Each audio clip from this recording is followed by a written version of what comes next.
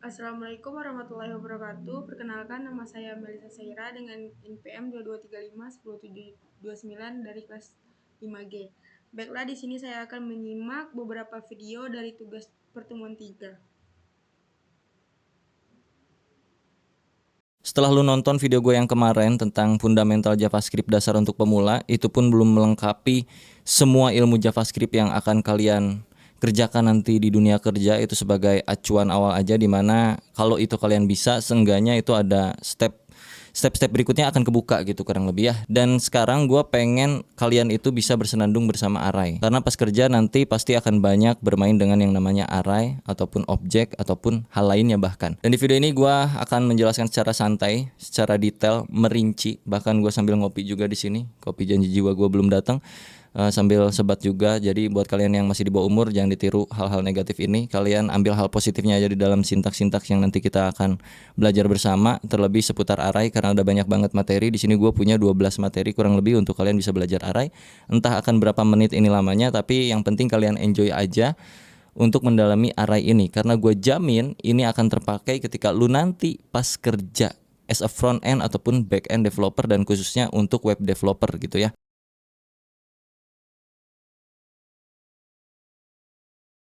Oke, gua akan coba rundown dari nol lagi untuk array itu sendiri. Kurang lebih si array ini kayak sebuah variabel yang bisa menampung multiple values. Itu inti dari array sebenarnya. Cuman masalahnya bukan gitu doang. Jadi ketika sebuah variabel punya value yang banyak, mau diapakan itu value-nya gitu. Nah, itu permasalahan ketika kita belajar yang namanya array, bro. Gimana cara kita ngelola isian dari variabel yang sudah punya banyak data. Contoh, di sini ada data seperti ini, di sini ada data function, di sini ada objek misalnya,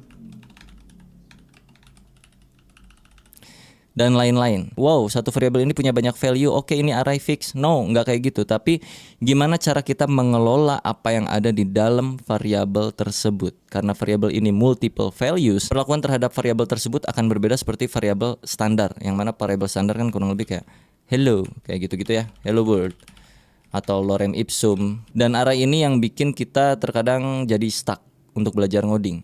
Nah, terlebih karena ini JavaScript, akan lebih stuck lagi kalau kalian pusing tentang array.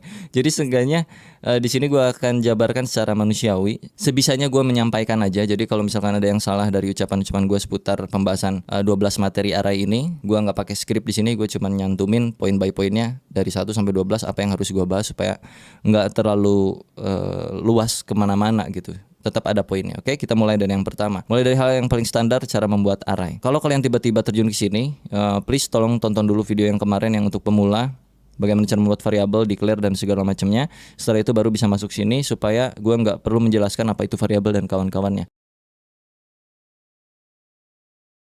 Materi pertama kita akan belajar cara membuat array, karena nggak cuma satu cara, kita bisa pakai banyak cara untuk bikin sebuah array. Yang pertama, kita bikin dengan cara yang paling standar. Taruh aja di sini kita punya array dengan nama array saya. Lalu di dalamnya itu banyak value 1, 2, 3. Ini udah termasuk sebuah array. Dan taruhlah di sini gua isi array ini dengan muka, lalu dengan tangan, lalu dengan tangan, dan satu lagi pakai misalkan bibir. Kalau gua console.log array saya, maka dia akan menghasilkan array seperti ini. Tahapan pertama seperti itu untuk membuat sebuah array. Cara kedua membuat array, kalian bisa bikin array kosongan, array kamu mungkin ya di sini ya, kosong dulu. Terus lu isi nilai apa yang pengen lu masukin ke dalam array kamu di sini. Caranya tinggal panggil lagi array kamunya, lalu diikuti dengan siku-siku dan sama dengan values-nya itu apa. Sebelum kita masukin data nilai dan juga key-nya ke sini, gue akan jelaskan dulu ini maksudnya apa. Dan ini juga maksudnya apa. Karena nggak cuman sekedar, oh senyum, oh tangan, oh bibir, oke, itu array. Nggak cuman sekedar gitu. Kalian perhatikan di bagian konsol sini. Sorry, ini gue komen dulu. Di sini kalau kalian klik tanda panahnya, dia akan turun ke bawah. Dan kalian lihat di sini ada 0, 1, 2. Muka itu urutan ke-0, indeks ke-0, urutan pertama, indeks ke-0, muka. Urutan kedua, indeks ke-1, tangan. Urutan ketiga indeks kedua itu bibir. Bentar, gua notifnya gua matiin dulu anjir. Berisik banget ini. Right. Sorry ya kalau di sini suaranya berisik, ada suara burung, suara angkot dan segala macamnya. Jadi ketika kita bikin sebuah variabel, walaupun di sini kita nggak masukin key, nggak masukin angka 1 2 3 0 1 2 3 itu, tetap di sini tuh sebenarnya ada. Yang mana 0 1 2 tadi itu disebut key atau indeks ya. Indeks dari sebuah array. Indeks itu mulainya dari 0. Sedangkan kita manusia bisa menghitung mulai dari 1. Itu yang bisa bikin kita pusing pas belajar ngoding. Sedangkan di dalam codingan itu mulai dari 0, tapi kita mulai dari 1. Dan terkadang juga sebaliknya. Jadi nanti akan ada hal-hal yang mesti kalian kulik lagi, apalagi seputar array. Oke, kita masuk ke cara kedua ya, karena kalian udah tahu 0, 1, 2 itu apa. Itu disebutnya indeks. Jadi indeks ke-0 adalah senyum, indeks ke-1 adalah tangan, indeks kedua adalah bibir. Urutan pertama adalah muka, urutan kedua adalah tangan, urutan ketiga adalah bibir kalau secara manusianya. Lalu pembuatan yang kedua kurang lebih itu kayak begini, dan kita mesti masukin indeksnya ke sini. Indeks berapa yang mau lu isi? Values-nya. Taruhlah indeks ke 0 dulu, ya kan, indeks ke 0 muka tuh. Kita taruh di sini, gua ganti dengan bibir misalnya. Lalu array kamu indeks ke 1 gua isi dengan misalnya dengan trompet. Trompet apa itu ya? Bunga lah kurang lebih. Array kamu dengan key indeks kedua itu gua isi X misalnya kayak gini. Kalau kita konsol log array kamu,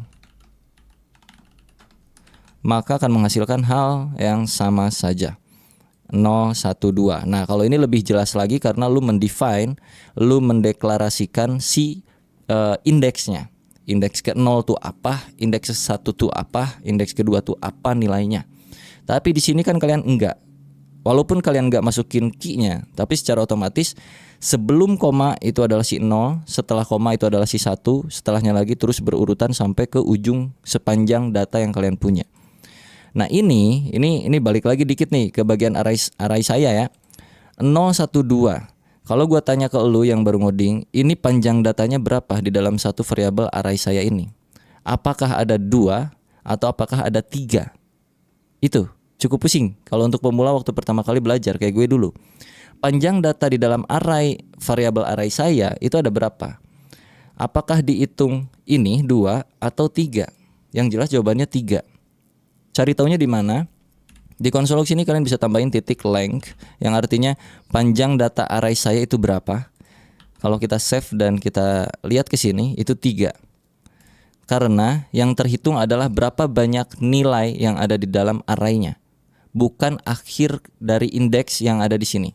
Kalau dilihat di sini kan 2, seolah-olah gitu datanya tuh kayak ada 2 gitu. Padahal enggak. Karena mulainya dari 0. Jadi kalau kalian hitung ini 0 itu kan 1, 2, 3. Jadi tetap array.length-nya itu ada 3. Kurang lebih kayak gitu ya. Itu berbicara tentang panjang data. Tadi gua kelewat gitu. Lalu pembuatan yang ketiga dalam array itu kurang lebih kayak gini. Kita bisa pakai objek untuk memanggil si array ini. Jadi pertama misalkan array kita sama dengan new array dalam kurung kayak begini. Di dalam kurung sini kalian bisa isiin values-nya langsung. Contoh yang pertama misalkan gue isi setan. Lalu yang kedua gue isi mata. Dah gini aja. Oke. Kalau kita konsol log array kita, maka dia pun akan menghasilkan hal yang sama. 0, 1, length 2. Oke. Karena ada 1, 2. Sebanyak 2 data artinya panjang datanya itu 2. Dan indeks ke-0-nya adalah setan, indeks ke-1-nya adalah mata. Urutan pertamanya adalah setan, urutan keduanya adalah mata. Apakah kita bisa combine dengan ini? Tentu saja bisa, bro. Anggaplah ini kita nggak isi dulu. Sama kayak gini nih. Ini tuh sama seperti yang ini. Oke. Array kita akan masukkan nilai ke dalam indeks ke-0-nya itu sama dengan misalkan si bunga. Lalu kita save. Yang muncul harusnya hanya bunga. Nih, 0 bunga. Sama aja. Kalau misalkan kita ngajeleng gimana bang? Array kita 3. Sama dengan misalkan tepuk tangan. Indeks ke-1 keduanya akan jadi apa? Jadi undefined. Kalau kita cek ke browser atau empty. Lihat, empty kali 2. Artinya tidak terjabarkan apapun. Cuman tetap dia masuk ke dalam lingkup array sini. ya. Bunga, empty kali 2, yang artinya ada 2 nilai yang kosong, lalu diikutin dengan nilai terakhir yaitu si tepuk tangan. Kalau kita panggil, ya, ini masuk ke materi kedua, cara pemanggilan array sekaligus. Kita pengen manggil array ke-0 di dalam array kita. Array ke-0 atau indeks ke-0-nya adalah bunga. Jadi masukin langsung sini siku-sikunya, kasih tanda 0.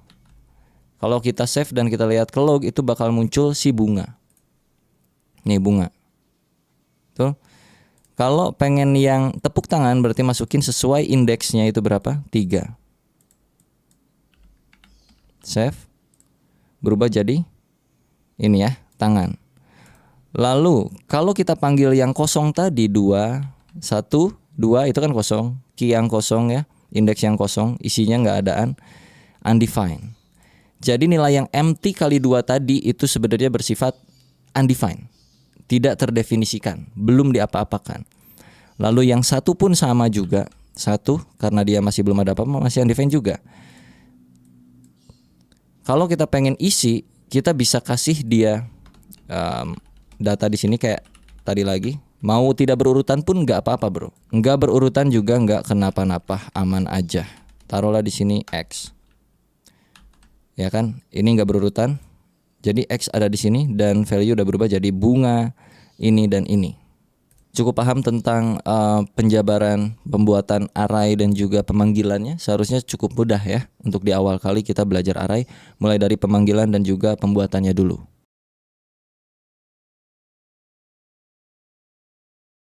Oke, gua akan hapus ini dan kita akan bermain dengan modelan yang pertama aja.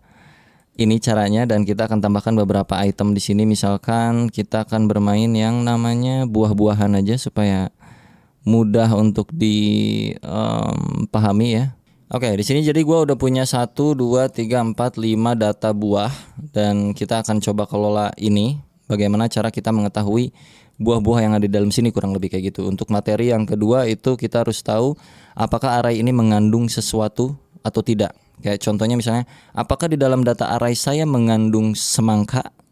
Apakah di dalam array saya mengandung alpukat? Nah, kayak gitu ya. Kalau kita lihat secara kasat mata kan memang iya mereka mengandung semangka dan mengandung alpukat. Masa iya di sini kita tiba-tiba iya, kan nggak mungkin. Jadi harus kita coding sedikit. Array saya .includes apa yang akan lu cari? Mengandung, taruhlah mengandung semangka. Mana semangka sini? Nih ya. Ini artinya apakah array saya mengandung semangka? Ya. Jadi kita akan coba buat dia di dalam variabel const is semangka, bahasa Inggrisnya apa ya? Is semangka lah. Udah semangka aja, lupa gua. Bahasa Inggris semangka apa sih anjing? Oke, semangka ya. Kita konsol log semangkanya. Kalau dia bernilai true maka dia ada semangkanya. Kalau dia bernilai false maka di dalam array saya ini nggak ada semangkanya. Kita cek ke browser. True, artinya dia ada semangkanya. Kalau gua masukkan selain semangka, taruhlah di sini gua buah apa ya? Nah, buah ini nih. Buah pisang. Ini kan nggak ada pisang ya. Kita coba masukin pisang sini. Kalau gua baca, apakah array saya itu mengandung buah pisang? Lu lihat dah ke sini, ada pisang nggak? Enggak kan? Berarti harusnya kan munculnya false. Jadi kalau kita console log, kita ganti dulu pisang. Nah, jadi enak nih. Const pisang alias variabel pisang untuk mengecek apakah array saya itu mengandung pisang atau tidak. Jadi kalau kita console log, false, dia tidak mengandung pisang. Oke, gua balikin lagi ke semangka ya. Sip, kita udah tahu di sini tuh ada semangka. Kalau misalkan lu pengen tahu semangka itu ada di posisi indeks keberapa, lu udah tahu di sini ada semangkanya. Anggaplah lu nggak punya gambar buah-buahan ini di dalam array ini. Anggaplah ini nggak ada, gua tutup, anggaplah ya. Misalkan ini gua cut. Ternyata di dalam array itu memang mengandung semangka. Dan lu harus tahu semangka itu ada di posisi keberapa, didempet sama buah-buahan apa misalnya gitu. Dan untuk mengetahui itu lu bisa pakai yang namanya index of. Jadi const posisi pisang sama dengan array saya dot index of apa yang mau lu masukkan. Ini bukan pisang lagi, ini semangka, sorry Pak, semangka. Posisi semangka. Oke. Masukkan ke sini index of semangka. Kalau gua konsolog semangka, dia udah tahu lah ya, dia ada true. Dan jika true, maka gua akan munculkan posisi semangkanya. Maka kita di sini mesti kasih kondisi sedikit lah.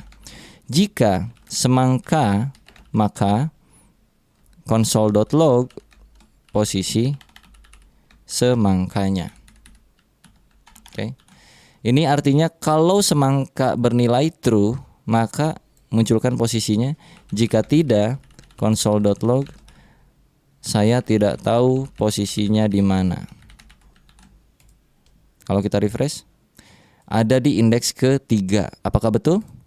0, 1, 2, 3. Itu untuk mengetahui semangka. Jadi kalau kita perlengkap di sini, kalau gua pakai backtick di sini ya, bro.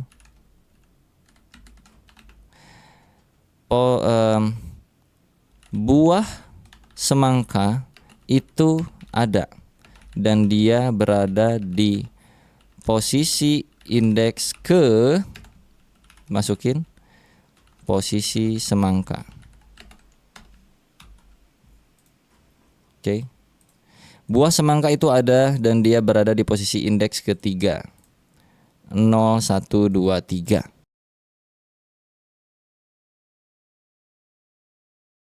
Kalau udah kayak gini kita bisa lebih enak lagi. Misalkan di dalam sebuah perumpamaan lu harus tahu buah sebelum buah semangka itu ada apa buahnya. Ini nih. Lalu buah setelah buah semangka itu ada apa buahnya. Nah, ini bermain logika-logika dasar ya. Karena kita udah tahu posisi semangka yang mana ada di sini, variabel posisi semangka. Oke, sorry sebelum lebih jauh, ini if else-nya kita naikin sebelum variabel ini karena variabel ini akan mencari indeks semangka karena sayang aja di sini udah validasi semangka. Kalau udah dicek semangkanya cari indeksnya, jadi si ini harusnya sih ada di dalam sini, bisa kayak gini. Ya. Jadi kalau memang tidak mengandung ya sudah nggak usah dicari posisinya gitu aja biar nggak mubajir. Oke, di gua hujan jadi sorry kalau kedengaran suara hujan dan juga petir geluduk ya bro, mohon dimaklum aja. Kita tadi mau lanjut apa? Mencari posisi si ini ya, ini buah apa gua nggak tahu dah. Pokoknya posisi buah sebelum buah semangka dan juga posisi buah setelah buah semangka. Oke, gua akan main di sini. Cons before sama dengan ya posisi sebelum semangka, artinya kita udah tahu indeks semangka itu ada di mana. Dia tuh tadi 3 ya kan, 0, 1, 2 ke 3. Tinggal kita cari tahu posisi indeks sebelum indeks 3 adalah 2. Jadi kita tinggal declare aja before atau index before. Index before itu di sini berarti tinggal posisi semangka dikurangin 1, ya kan? Setelahnya berarti cons index after posisi semangka ditambahkan 1. Lalu untuk mengeluarkan apa buahnya berarti tinggal cons before sama dengan ini kan indeks, ini before berarti kita mencari buahnya bukan indeksnya gitu ya, langsung gitu aja. Sama dengan sebenarnya array saya dalam kurung array saya index before. Gitu. Ini untuk before dan untuk after berarti index after. Ntar gue jelasin, tenang aja. Artinya cari sesuatu di dalam array saya dengan indeks before, yang mana indeks before adalah 3 dikurangi 1 artinya indeks kedua untuk before semangka, sebelum semangka. Indeks kedua adalah 0, 1, 2, tepat. Lalu untuk yang after, array saya indeks after. Indeks after adalah posisi semangka plus 1. Posisi semangka tadi 3 ditambah 1 berarti 4. 0, 1, 2, 3, 4. Udah ketahuan. Jadi kalau kita log di sini console.log pakai backtick lagi. Posisi buah sebelum semangka adalah before. Oke. Buah setelah semangka adalah after. Jadi kalau kita reload cek ke browser dia akan menghasilkan buah sebelum semangka adalah buah ini, buah setelah semangka adalah buah ini, buah semangka itu dan bla bla bla bla bla bla. Mengerti?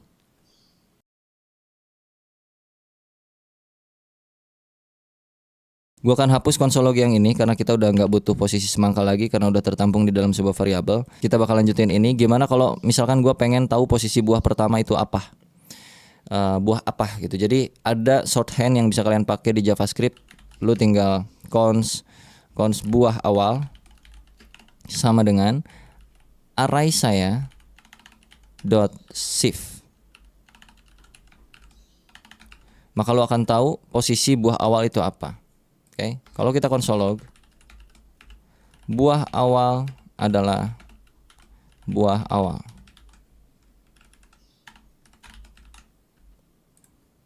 Buah awal adalah alpukat.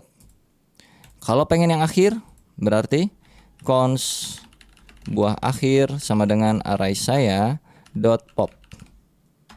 Console.log, buah terakhir adalah buah terakhir. Buah akhir, bukan bunga terakhir. Itu mah lagu. Buah terakhir adalah jeruk. Betul ya? Nah, apa bedanya array saya dot shift dengan array saya yang macam beginian? Sama aja. Tuh, tetap alpukat juga. Cuman untuk yang terakhir itu kenapa pakai pop supaya lebih mudah lagi. Kalau nggak pakai pop, taruhlah pakai kayak ginian. Emang lu tahu array indeks yang terakhir itu berapa? Kalau 0 itu alpukat, kalau 1 itu nggak tahu apa itu, kalau 2 itu pir mungkin atau apa ya, kalau 3 itu semangka, kalau 4 itu jeruk. Nah, iya kalau lu tahu posisi 4 terakhirnya, lu kan nggak tahu posisi 4 terakhirnya. Nah, supaya lu tahu posisi 4 adalah posisi terakhir, maka lu harus cari tahu dulu panjang datanya berapa, ya. Panjang data di sini adalah 1 2 3 4 5. Ada 5 data panjang datanya. Length sama dengan 5. Oke, panjang data nih. Lalu lu mesti mengeluarkan nilai yang terakhir. Kalau kita langsung masukin 5, indeks itu mulai dari 0. 0, 1, 2, 3, 4, 5-nya tidak ada. Sedangkan di sini panjang data 5. Artinya apa? Artinya lu bisa lakukan pengurangan di sini. Jadi cari data di dalam array saya ini yang terakhir, itu artinya array saya dot length sekarang di sini berarti mencari indeks kelima, ya. Array saya indeks kelima karena length adalah nilainya 5. 0, 1, 2, 3, 4, 5 itu kosong, gak ada apa-apanya. Kita kurangin dengan 1. So, buah akhir itu akan tetap di sini, di jeruk. Refresh. Tetap di jeruk. Tapi kalau lu nggak kurangin dengan 1, maka dia undefined. Cukup mengerti betapa rumitnya JavaScript dengan bermain array? Kurang lebih kayak gitu, bro ya. Ini masih level yang basic-basic tapi udah kayak begini. Jadi itu kalau di dunia kerja hal-hal beginian, algoritma, logik dan segala macam itu udah pasti biasa gitu ya. Harusnya sudah terbiasa mulai dari belajar hal yang semacam kayak beginian.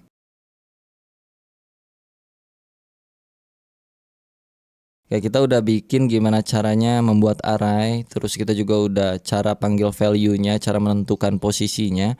Ada satu hal yang belum gua sebutkan di sini, ini gua akan hapus dulu. Modelan yang terakhir, tadi kita belum ubah key-nya, yang mana key itu bisa diubah juga. Tadinya kan 0 1 2 3 0 1 2 3 kayak gitu-gitu terus, dan kita misalkan pengen ngasih ciri ke dalam key-nya karena ini buah-buahan kebetulan. Jadi taruhlah di sini gua akan hapus dulu dan kita kasih array kosong di sini. Gua pengen key pertama itu bukan 0, tapi gua pengen key pertamanya itu array saya alpukat sama dengan gua kasih di sini alpukat kayak begini. Ini bisa juga. Atau key yang kedua kita kasih jeruk. Lalu kita console log array sayanya. Dan kalau lu cek ke browser akan menghasilkan hal seperti ini. Alpukat, ini alpukat, jeruk, ini jeruk. Loh kok lengthnya 0 bang? Untuk memanggil ini pun lu nggak bisa kayak begini. Karena dia bukan berupa urutan, ya, bukan berupa indeks key yang dari 0, 1, 2, 3 itu. Jadi untuk pemanggilannya lu mesti kasih di sini apa tuh namanya? Kata-katanya apa? Alpukat. Kalau lu pengen dapetin hasilnya. Ini alpukat. Ya. Terus jeruk.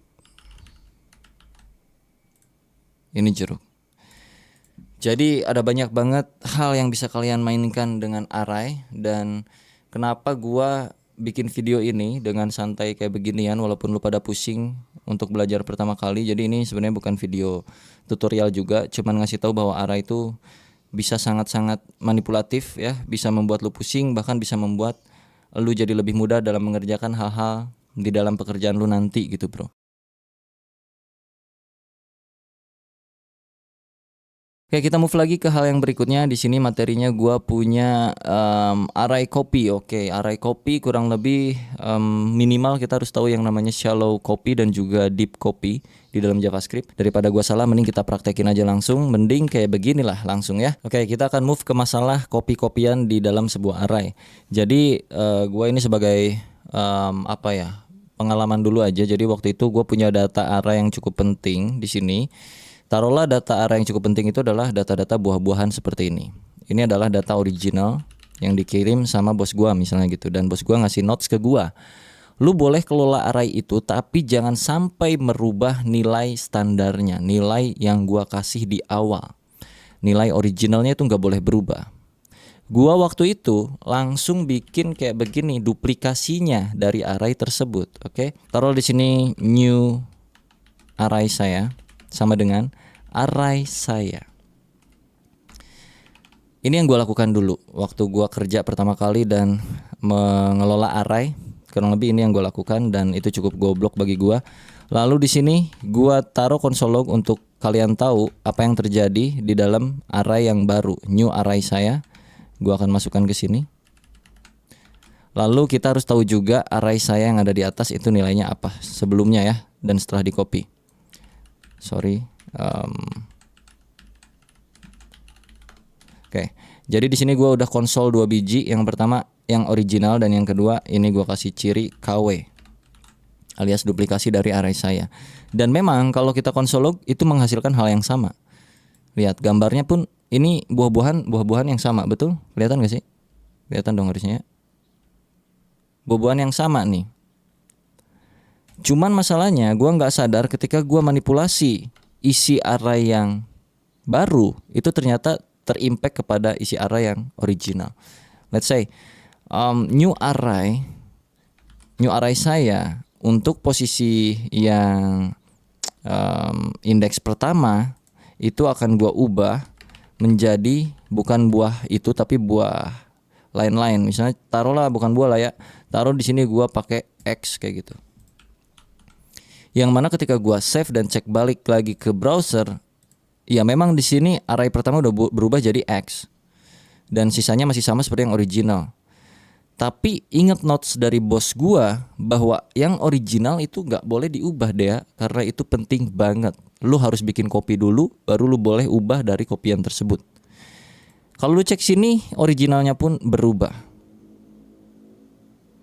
Kalau secara teori gue nggak bisa banyak ngejelasinnya kayak gimana dan kenapa. Tapi kalau lu pengen tahu, lu coba baca yang namanya shallow copy dan juga deep copy di dalam JavaScript kurang lebih kayak gimana tuh ya. Walaupun sebenarnya di dalam bahasa lain pun sama juga, ada yang beginiannya juga pasti. Cuman kalau di JS ya berbeda pengimplementasiannya. Jadi kalau lu mainannya JS ya lu cari aja shallow copy dan deep copy yang ada di dalam JavaScript. Nah, ada beberapa cara supaya objek originalnya itu tidak berubah atau array di dalam isi nilai di dalam isi array saya itu nggak berubah. Lu bisa pakai di sininya misalnya kayak spread operator kayak begini. Jadi kalau kita save balik lagi, di sininya X tapi di yang original masih original. Atau lu bisa pakai cara-cara lain kayak macam array saya dot slice menghasilkan hal yang sama, tidak berubah. Atau array saya atau array dot from array saya kayak gini, tidak berubah. Atau lu bisa main kayak macam json.parse di sini, terus lu kasih json stringify dan masukkan array saya ke sini dan nggak berubah, aman kayak gitu. Jadi diperhatikan aja dalam hal mengcopy sebuah array untuk bermain original dan duplikat atau KW-nya. Kalau pengen fokus merubah yang KW-nya, itu tidak disarankan dengan cara yang seperti gua tadi di awal kayak begini. Lebih baik lu bikin memang objek baru dari array yang ini. Terlebih kalau kasusnya misalkan udah ada requirement bahwa original value dari array yang pertama itu nggak boleh berubah, nah berarti nggak bisa pakai cara kayak beginian. Tapi ya tergantung situasinya lo mau kayak bagaimana. Kalau mau kayak begini, ya ini sama aja kayak lu nggak usah ngetik ini gitu, udah aja langsung manipulasi di dalam array saya-nya aja gitu. Jadi tetap disesuaikan dengan kondisi, jadi nggak bisa juga dipaksakan harus pakai yang copy. Itu nanti akan bersinggungan juga dengan hal-hal kayak macam performance. Ya jadi cukup ribet memang sebenarnya.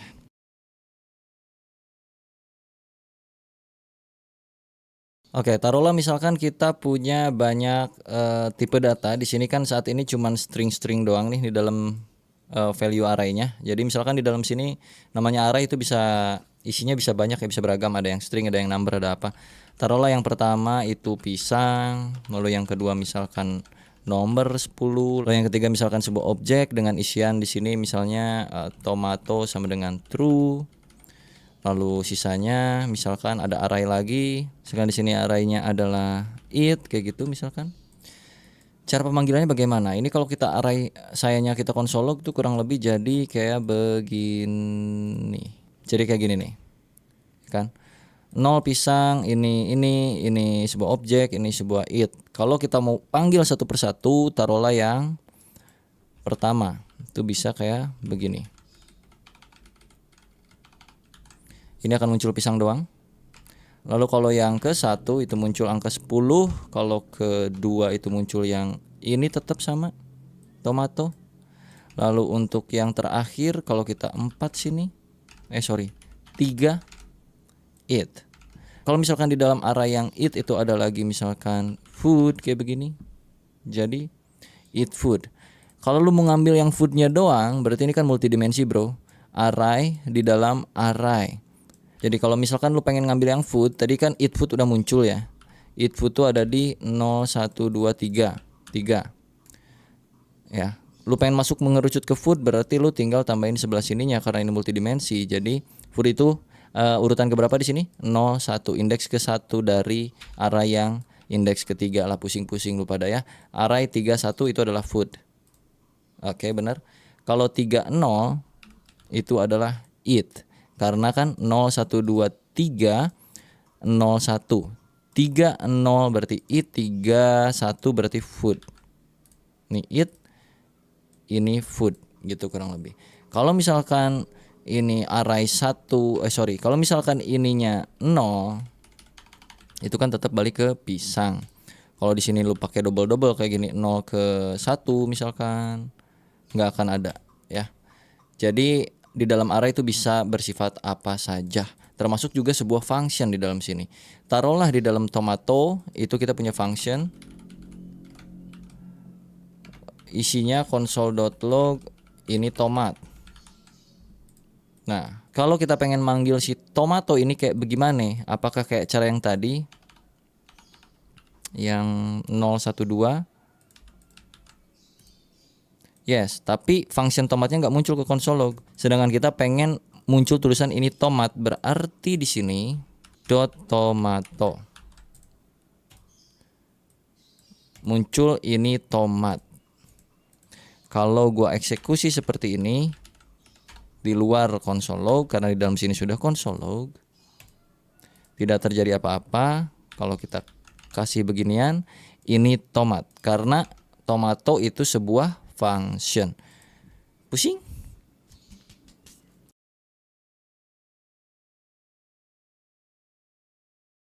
Sekarang kita coba merging dua buah array menjadi satu, kurang lebih dengan cara yang cukup sederhana. Taruhlah di array pertama, array saya, lagi-lagi. Array saya itu kita punya 3 atau berapa buah inilah ya, buah anggur. Gua duplikat, terus lu punya variabel array kamu dengan isian di sini misalkan bibir dan juga setan dan juga misalkan trompet. Kalau kita mau combine itu berarti kita bikin satu penampungan variabel baru di sini, merge array sama dengan array saya atau array kamu, bebas terserah lu, .concat dengan array yang mana. Artinya array saya digabung dengan array kamu. So kalau gua console.log merge array itu akan menghasilkan penggabungan semuanya. anggur, pisang, alpukat, bibir, dan semua ini. Itu kalau penggabungan array pakai concat. Sekarang kita coba untuk mapping datanya, untuk memecah data array yang ada di dalam sini. Itu udah tercombine kan banyak ya. Terus kita pecah merge array ini ya dengan cara beberapa hal. Kita pakai kayak list of merge array, terus tinggal lu enter, kasih tab, terus console.log listnya. Gini doang juga bisa, dan akan menghasilkan urutan-urutan dari isi di dalam array tersebut yang sudah tercombine gitu bro. Ini semua muncul per urutan. Kalau pengen muncul indeksnya itu bisa pakai yang namanya in list in merge array console.log list. List ini dipanggil lagi di sini, yang mana artinya list ini adalah hasil akhir dari loopingan yang kita lakukan. Kita di sini melooping yang merge array. Jadi kalau dilihat 0 1 2 3 4 5 sebanyak data itu. Kalau misalkan pengen keduanya lu punya, lu bisa pakai mapping map.map merge array.map kayak begini. Terus lu kasih dua parameter. Yang pertama itu parameter nilainya, taruh value dan taruh index di sini. Lalu lu kasih function row function kalau gue kayak gini biasanya. Terus lu tinggal console.log value dan juga indeksnya. Jadi kalau dicek nanti akan menjadi seperti ini. Anggur indeks ke 0, pisang indeks ke 1, ini indeks kedua, atau lu balik-balikin juga boleh, di sini indeks, di sini value. Kayak begini juga bisa. Dan kita akan coba merealitakan ini bro. Misalkan ini tuh datanya data dari bagian back end di belakang sana ya, dari API. Taruhlah datanya kurang lebih kayak macam begini. Misalkan ini datanya, datas. Lalu kata bos lu disuruh, gue pengen di bagian front ini itu muncul bagian namanya doang, gak usah dikasih tahu stacknya apa, apanya kayak gimana. Ya kita bisa pakai banyak cara. Salah satunya misalnya mapping data ya. Taruhlah ini gue hide dulu. Datas.map. Kayak tadi lagi, lo masukin valuesnya apa, lalu indeksnya indeks apa ke berapa, kasih row function, lo kasih return di sini values.name. Atau kasih console.log dah.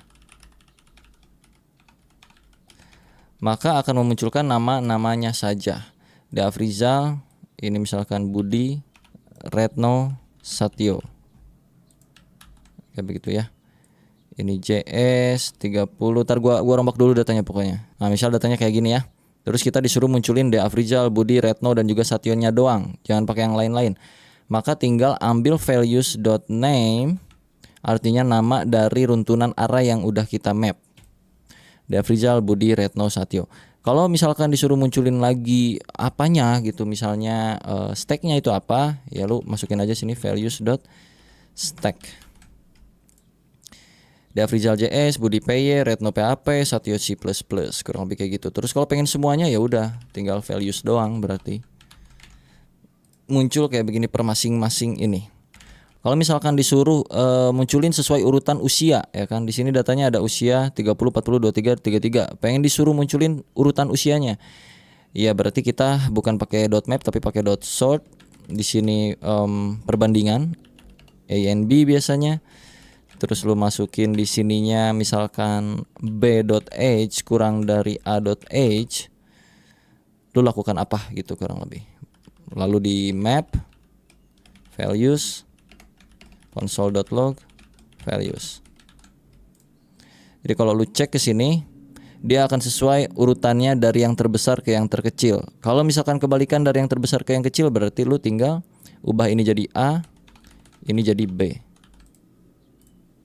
23, 30, 33, 40. Kurang lebih kayak gitu, kelihatan ya. Kalau misalkan di filter pakai usia yang di atas 30 doang, yang mana di atas 30 itu cuman ada Deafrizal, Satyo dan Budi. Retno nggak masuk di atas 30. Jadi kita pakai filter yang usianya x.age lebih dari 30. Oke, kalau kita lihat sini 40 dan 33, karena tadi lebih darinya itu nggak pakai sama dengan. Kalau pakai sama dengan maka gua pun akan masuk karena usia gua sama dengan 30. Misal kalau udah kayak gini diurutin lagi, ya udah tambahin lagi misalkan pakai .sort gitu ya. Di mana sortnya, di depan sini kayak yang tadi misalkan. AB B.age kurang dari A.age. Jadinya 40, 30, 33 bla bla bla bla ya. Enggak masuk tuh si anak kecil yang umurnya 23 tuh enggak masuk. Kalau pengen sesuai urutan dari bawah ya balikin aja. 30, 33, 40. Dan kalau misalkan pengen yang muncul si anaknya doang, berarti di bawah usia 30 itu muncul dia. Kayak gitu-gitulah kurang lebih ya. Capek ya gituan, pusing ya, nggak seru emang sih. Tapi dah gimana belajar kayak gitu, sorting, filter. Tapi ini pakai bantuan dari JavaScript-nya, pakai sort, filter kayak begininya. Biasanya kalau lamar kerja tuh nggak boleh dipakein map, nggak boleh pakein filter, nggak boleh pakein sort. Kalian mesti bikin kayak algoritma sendiri untuk memecah masalah tersebut tanpa menggunakan sort, filter dan segala macam. Itu ntar berkaitan sama yang namanya algoritma lah biasanya kayak gitu ya. Permainan struktur data kurang lebih. So untuk materi array kurang lebih kayak gitu aja. Semoga bisa bermanfaat dan juga menambah setidaknya wawasan buat kalian yang belum tahu apa yang terjadi tadi sebelumnya. Terus sekarang kalian jadi tahu, oh kayak gitu ternyata, walaupun gak dipraktekin tapi seenggaknya kalian bisa tahu. Gitu aja. Nanti kita bahas apa lagi, kalian komen aja di kolom komentar, oke? Bye. Di video kali ini kita akan sedikit fun dan juga memusingkan diri dengan yang namanya JavaScript function, karena ada banyak hal yang bisa kita kulik dengan JavaScript function. Nanti akan ada tugas ya buat kalian, tugas besar seru. Jadi ikutin aja video ini. Tapi notes buat kalian yang belum mengikuti video gue sebelumnya tentang JavaScript, bisa dicek playlist JavaScript di channel gue ya. Udah ada 3 video dan ini video keempatnya. Kita mulai. Untuk membuat function, ini inget-inget ya. Ini buat tugas nanti akan ada clue-nya dari sini. Kita declare dengan cara function seperti ini yang pertama. Terus diikutin dengan nama functionnya apa. Taruhlah add name. Kayak begini, pakai buka tutup terus kurawal. Di dalam function itu selalu mereturn sesuatu supaya dia bisa keluar dari functionnya, nilainya. Taruhlah add name di sini De Afrizal ya. Terus gua panggil nih alert add name. Misalnya gini. Pakai buka tutup ya, karena kalau enggak dia nggak akan bisa. Coba dah. Tuh, dia akan muncul functionnya kalau nggak pakai buka tutup. Tapi kalau gua pakai buka tutup di sini, dia akan mereturn nilainya, bukan return functionnya, tapi return nilai dari functionnya itu apa. Kalau gua reload, De Afrizalnya keluar dari sini. Kalau gua nggak return De Afrizal doang seperti ini, maka kalau gua save dan gua reload, undefined. Artinya tuh function harus mengembalikan nilai ya, supaya dia nggak muncul nilai undefined seperti ini, atau tidak bernilai, bukan nilai. Undefined itu tidak bernilai. Kayak begitulah ya, kurang lebih ya. Oke, kita akan fun sedikit. Taruhlah di sini kita punya function untuk menampung nama seseorang secara dinamis. Artinya kita mesti mengembalikan nilai dari apa yang diketik oleh user. Jadi nanti misalkan ada user yang ngetik add name Dea Gobles, maka function ini harus mengembalikan nama Dea Gobles ini. Yang artinya kita udah mengirim data dari pemanggilan functionnya. Untuk mengambil atau menangkap datanya, itu kita tinggal taruh di sini sebuah variabel untuk menampung data ini. Taruhlah nama variabelnya di sini full name. Untuk mengembalikan nilai ini, kita tinggal return full name-nya. Kayak begini ya. Artinya function add name dipanggil dan dikasih nilai Dea Gobles dari pemanggilannya langsung. Terus di functionnya itu kita tangkap lewat satu variabel yang bernama full name dan pengembaliannya adalah return full name-nya. So kalau gua save dan kita coba reload pakai alert ya, alert dulu deh. Maka Dea Gobles masuk sini. Nah, untuk video ini gue akan ubah return-nya. Walaupun di JavaScript kan diharuskan return ya, tapi karena kita modenya mode development alias mode belajar juga, jadi ini gue ganti return jadi console log supaya bisa lihat langsung di sini hasilnya tanpa pakai alert ya. Gue hapus dulu alertnya. Ini return gue ganti jadi console.log full name. Jadi pas di save dia akan muncul Dea Gobles. Ini kalau satu parameter. Kalau dua parameter diganti, di separate pakai koma, dipisah pakai koma. Taruh di sini first name, di sini last name. Jadi yang di return, console log itu return ya, anggaplah seperti itu. First name, koma, last name. Di sini kalau kayak gini doang, Dea Gobles undefined. Karena function ini itu kan dia nangkep dua data, dua kiriman data. Sedangkan di function ini kita cuman satu kiriman data ini. Kalau kita tambahin Dea Gobles, tambahin kayak gini Margo Doso, maka udah nggak undefined tuh, karena sesuai. Ini data pertama, koma, data kedua. Data pertama masuk ke first name, koma, data kedua masuk ke last name. Atau mau panggil satu-satu boleh. First name, terus console log lagi, last name, Diago Blaze Margodoso. Mau ditambahin lagi di sini ya, misalnya nama depan titik 2, di sini nama belakang, nama keluarga, nama marga lah, taruhlah gitu ya. Jadi nama depan Diago Blaze, nama marga Margodoso. Seperti itu. Ini yang kita sebut sebagai permainan pengiriman data ke function. Bisa disebut passing data, passing parameter, passing value, passing apa kayak selalu ya, passing pengiriman dan penangkapan data, kurang lebih kayak begini. Nah, sebenarnya di dalam function JavaScript ini tuh termasuk bagian dari yang namanya argumen. Di sini di pemanggilan function addName, kedua parameter ini adalah sebuah argumen yang kita ketik. Argumen pertama adalah bernilai string dengan isian Diago Blaze. Argumen kedua adalah Margodoso ya. Tanpa kita harus panggil di situ parameter pemanggilannya dengan cara bikin satu variabel atau dua variabel sesuai dengan berapa banyak jumlah argumen yang dimasukin, kita juga bisa lewat yang namanya console.log arguments. Ini hapus aja. Bahwa sebenarnya pun function itu sudah mempunyai argumen tanpa kita masukin parameter di dalam functionnya. Kalau kita console log argumen akan muncul kayak beginian. Argumen 2, Diago Blaze dan juga Margodoso, betul? Untuk manggil yang pertama itu bisa pakai 0. Untuk manggil yang kedua itu bisa pakai 1. Jadinya Diago Blaze Margodoso. Kalau pengen kayak tadi ya sama aja. Komain aja sini. Nama depan, yang ini nama belakang gitu, atau nama marga, sama kayak tadi, tanpa kita tangkap datanya di parameter functionnya, tapi kita panggil lewat yang namanya argumen. Kalau kita nggak tahu argumennya bang, kayak gimana ya, pakein for loop lah kurang lebih. Contoh, for let arguments.length i kurang dari argument.length i plus console.log arguments i Margodoso. Dari 0 mulainya, salah. Diago Blaze Margodoso. Sini tinggal tambahin nama saya Diago Blaze, nama saya Margodoso, kurang lebih kayak gitu. Atau nama lengkap ya, karena di looping kan kayak gitu ya. Sebenarnya bisa diakal-akalin juga lah. Nama lengkap Diago Blaze, nama lengkap Margodoso. Ini kalau misalkan ceritanya bukan nama depan nama belakang, tapi banyak nama, Fikri Gobles misalnya, Deden Gobles. Kayak gitu-gitulah kurang lebih ya. Tapi ini kan ribet, jadi nggak usah gini, udah normal aja hidup mah bro.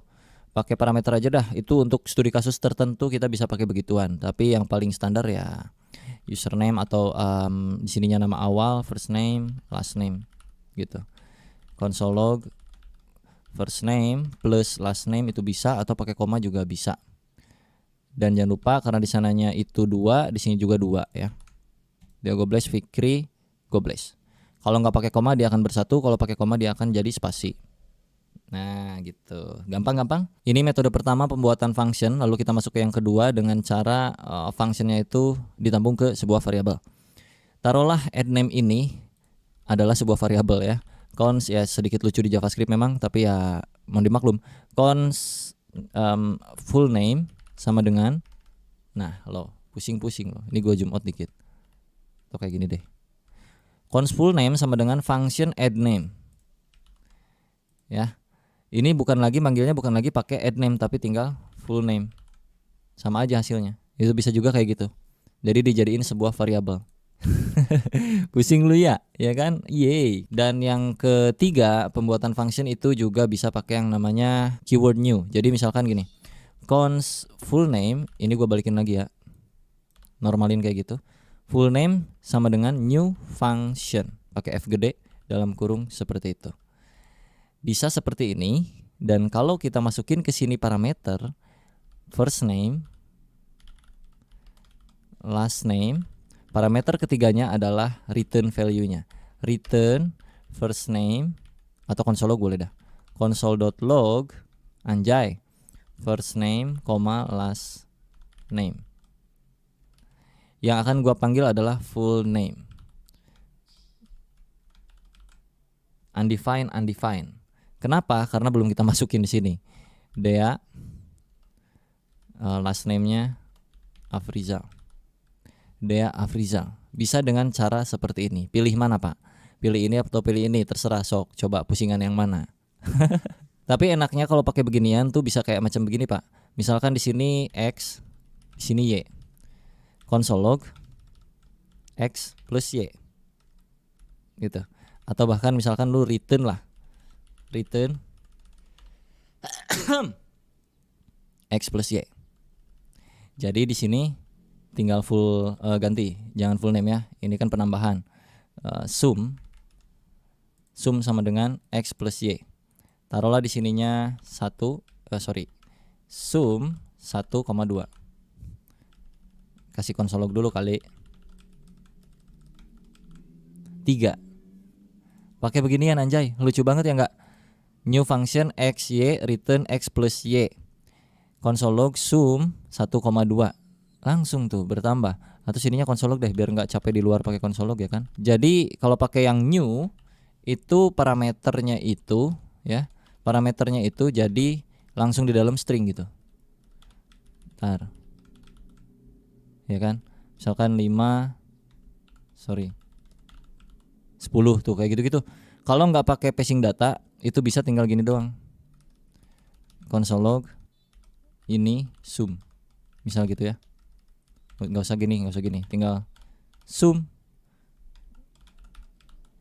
ini sum. Tuh kayak gitu ya. Lucu banget ya bikin function anjir. Apa beda sama variabel ya kan?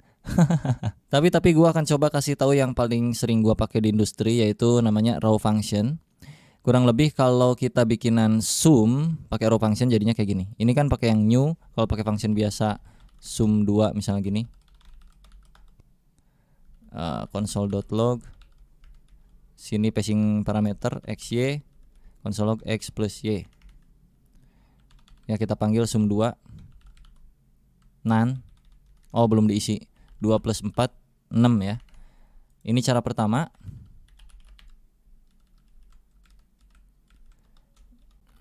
Ini cara kedua.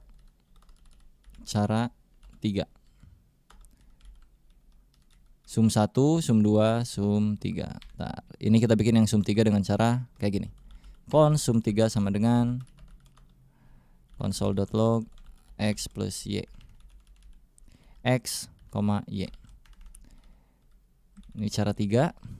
Sum 3 ditambah 6 9. Ini cara yang ketiga yang paling gue sering pakai di industri dengan yang namanya raw function. Nah jadi ada 3 cara. Cara pertama pakai new, cara kedua standard function, cara ketiga raw function. Seperti itu. Biar relate semuanya, ini gue tambahin lagi XY nya. X tampung Y. Sini adalah X plus Y. Wow. Sum 1 tambah 1, sum 2 tambah 2, sum 3 tambah 3. 2, 4, 6. Wah menarik sekali ya. Ini pembuatan functionnya kurang lebih seperti ini. Kalian pilih yang mana yang paling enak. Hasilnya sama-sama aja kurang lebih ya. Oke, bicara seputar yang namanya hoisting. Jadi buat kalian yang belum tahu, ada yang namanya hoisting di JavaScript, yang mana variabelnya bisa tereksekusi sebelum di-declare atau dideklarasikan atau diketik variabelnya. Contoh, kalau kita ketik di sini var data sama dengan 1, lalu gua console log di atasnya data ya, undefined. Oke. Kalau gua taruh datanya di atas, satunya ada. Itu berlaku untuk variabel. Kalau gua ganti cons kayak gini nggak bisa karena data before initialization alias si data ini di bawah console log. Nah, variabel cons itu menolak karena seolah-olah data ini belum ada nih. Variabel data tuh mana sih? Dia nggak bisa baca yang ada di bawah karena dia urutan dari atas ke bawah, interpreted, mengeksekusi berdasarkan baris kodenya dari atas ke bawah. Tapi di JavaScript ada yang koplak yang namanya hoisting. Ketika lu variabelnya bukan cons tapi var, maka dia akan tereksekusi sebagai undefined. Kalau gua naikkan ke atas, maka dia 1. Itu berlaku di function ternyata hoisting ya. Contoh, ini gua naikkan ke atas. Ini kan di bawah nih gua bikin deklarasinya, gua akan naikin ke atas. Lihat, ada yang error yang mana? Yang ini ya, access sum1 before initialization. Kenapa? Karena sum1 berupa variabel. Nah, itu tujuannya kenapa function dijadikan sebuah variabel salah satunya. Kalau gua komen yang satu jadi masuk ke yang bagian ini dan ini, yang 2 masuk loh. Ya enggak? Sum 2 itu masuk sini. 4, ya kan? Yang sum 2 itu 2 tambah 2 4, tapi yang sum 3 enggak bisa masuk karena sum 3 before initialisasi. Itu. Karena dia ada di bawah. Kalau gua naikkan ini ke atas, maka dia bisa. Tuh, 4 6. 2 mah bisa di atas panggil. Mau di atas mau di bawah juga enggak ngepek dia. Tuh.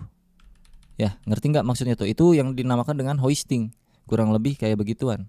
Jadi gue balikin lagi ya ke awal ya. Ada banyak cara untuk supaya kita aman dari hoisting. Kurang lebih tadi udah gue praktekin juga sedikit. Cuman sebenarnya ada banyak problem yang itu pembahasannya panjang sekali dan rumit dan harus di project yang beneran. Kalau project kayak gini ini kan masih sekedar cuman iseng-isengan doang, jadi nggak bisa terlalu banyak menjelaskan tentang hoisting itu sendiri. Mungkin nanti kalau kita studi kasus based on project ya bro ya. Oke, jadi sebelum tugas gue akan rekap dulu. Untuk membuat function itu setidaknya ada 3 cara seperti ini. Dan untuk setiap function itu biasanya mereturn sesuatu dengan keyword return, yang mana di video ini kita ganti jadi console.log supaya bisa masuk ke bagian sini ke console.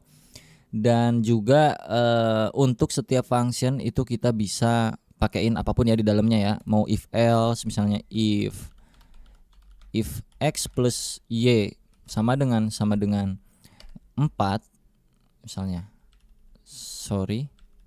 Kayak gini. Contoh. Maka console.log wow. Tuh. Ini 1 plus 1 2. 2 plus 2 wow, 3 plus 3 6. Kenapa wow? Karena di sini dipakein validasi jika bla bla bla. Nah, itu bisa ya untuk mainan function tuh terserah lu, dalamnya tuh apa aja terserah. Jadi sesuai dengan namanya. Misalnya function nambahin nama, add name misalnya gitu, atau function add, atau function calculation, atau function random dan segala macamnya kayak gitu ya. Contoh misalkan function randomize. Contoh aja sebagai sampel doang ini mah ya. Return math.random dikali 1000. Terus kita panggil randomize. Masukin ke dalam console log ya. Ini console log. Nah, 86 kalau kita refresh lagi tuh itu dia ngerandom terus. Jadi di sini terserah lu mau random dan segala macamnya. Terus divalidasi lagi. Contoh cons run sama dengan cons random sama dengan kayak gini ya.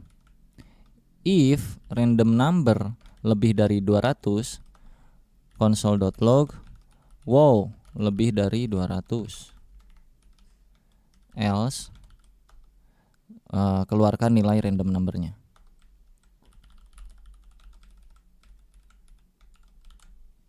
Gitu.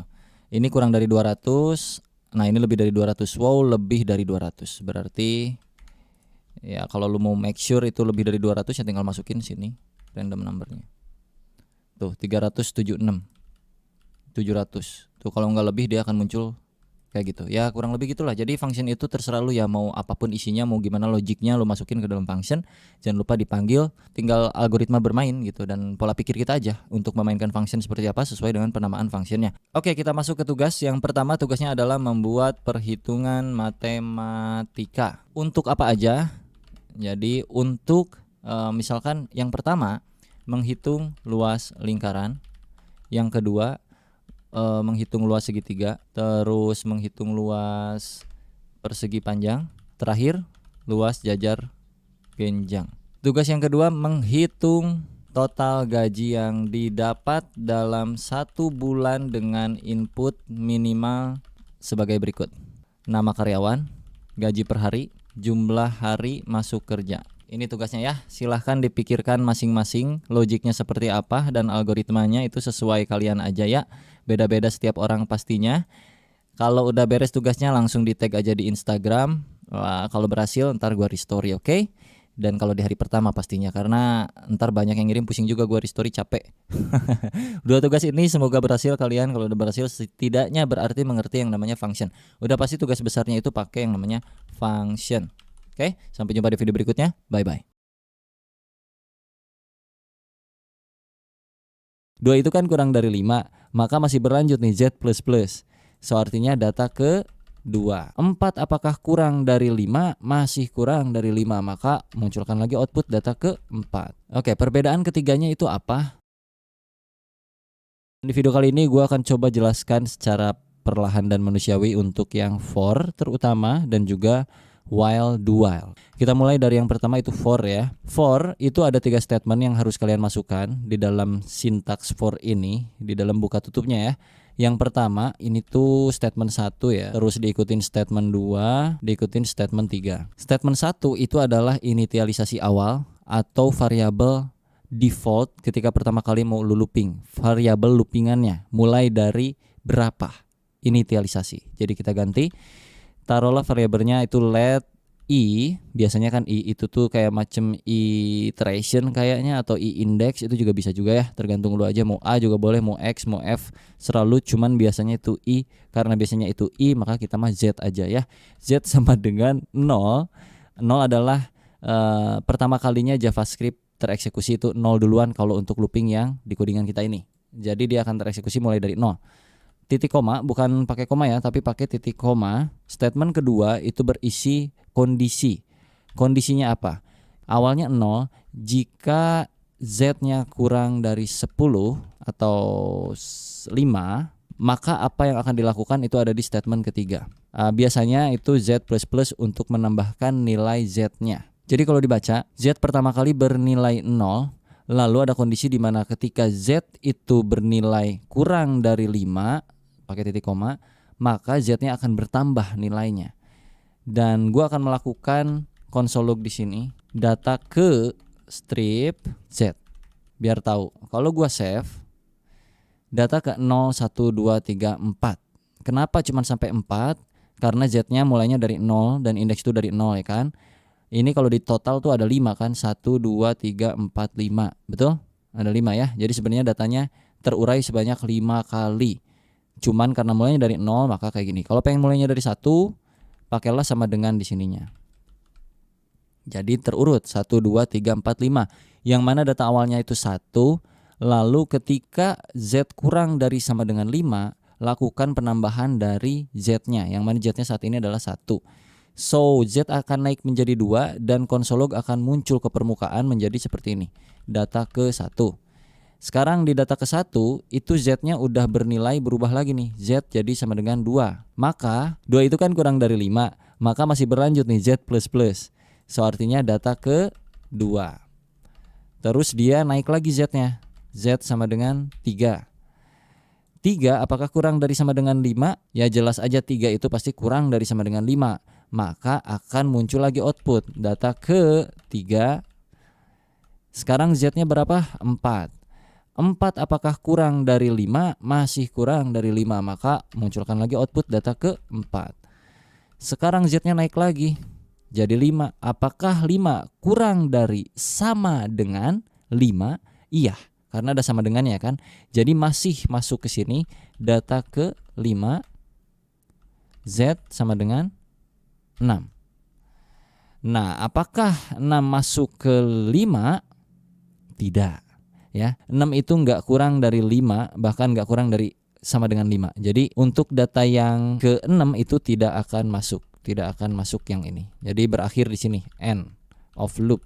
Jadi pertama kali ini dieksekusi akan menampilkan data ke-1, z-nya bertambah jadi 1, ya plus 1 tambah 1 jadi 2, terus 2 nambah lagi plus 1 jadi 3. Kalau berhasil yang 3 nambah lagi jadi 4. Ini nambah lagi sampai ke posisi akhir, maka di sini dia tidak bertambah lagi. Ini untuk for ya, materi for di JavaScript kurang lebih seperti ini. Kalau kita mau kurangin hasilnya atau dibalikin atau decrement ya bro ya, ini kan increment. Kalau pengen decrement, ini dipakein min-min. Ini pasti error loop ya, pasti jadi kacau dan akan stuck seperti ini karena kita mulai 1 sampai ke 5 ini hancur pokoknya. Harusnya dari sini 5 turun ke 1, maka pas di looping, wow lihat nih anjay. Sedap sekali bukan? Bede. Jadi jangan sampai salah logic ya. Itu tadi gua kepencet save sengaja biar lu tahu kalau terjadi logic error tuh akan kayak gimana. Nah, kurang lebih ini komputer akan CPU-nya naik kayak gitu ya. Jadi infinite loop tuh yang tadi disebutnya, dia naik dan kita akan kesulitan untuk membuka browsernya. Ya, kita coba running di sini aja. Data ke 5 4 3 2 1 gitu ya kurang lebih. Ini browser gua kan masih error ya, masih infinite loop. Jadi ya udah gua pakai Node.js aja untuk running JavaScript-nya sama aja tapi by the way. Jadi nggak terlalu berpengaruh. Gua akan mulai dari Node.js aja. Dan ini bisa lu kombinasikan juga dengan lain-lain yang bisa menarik bagi lu mungkin suatu saat.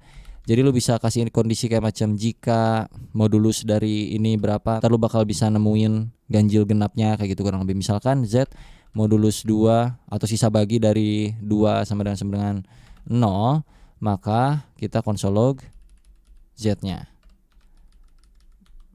Dan kalau gua running 4 dan 2 adalah genapnya.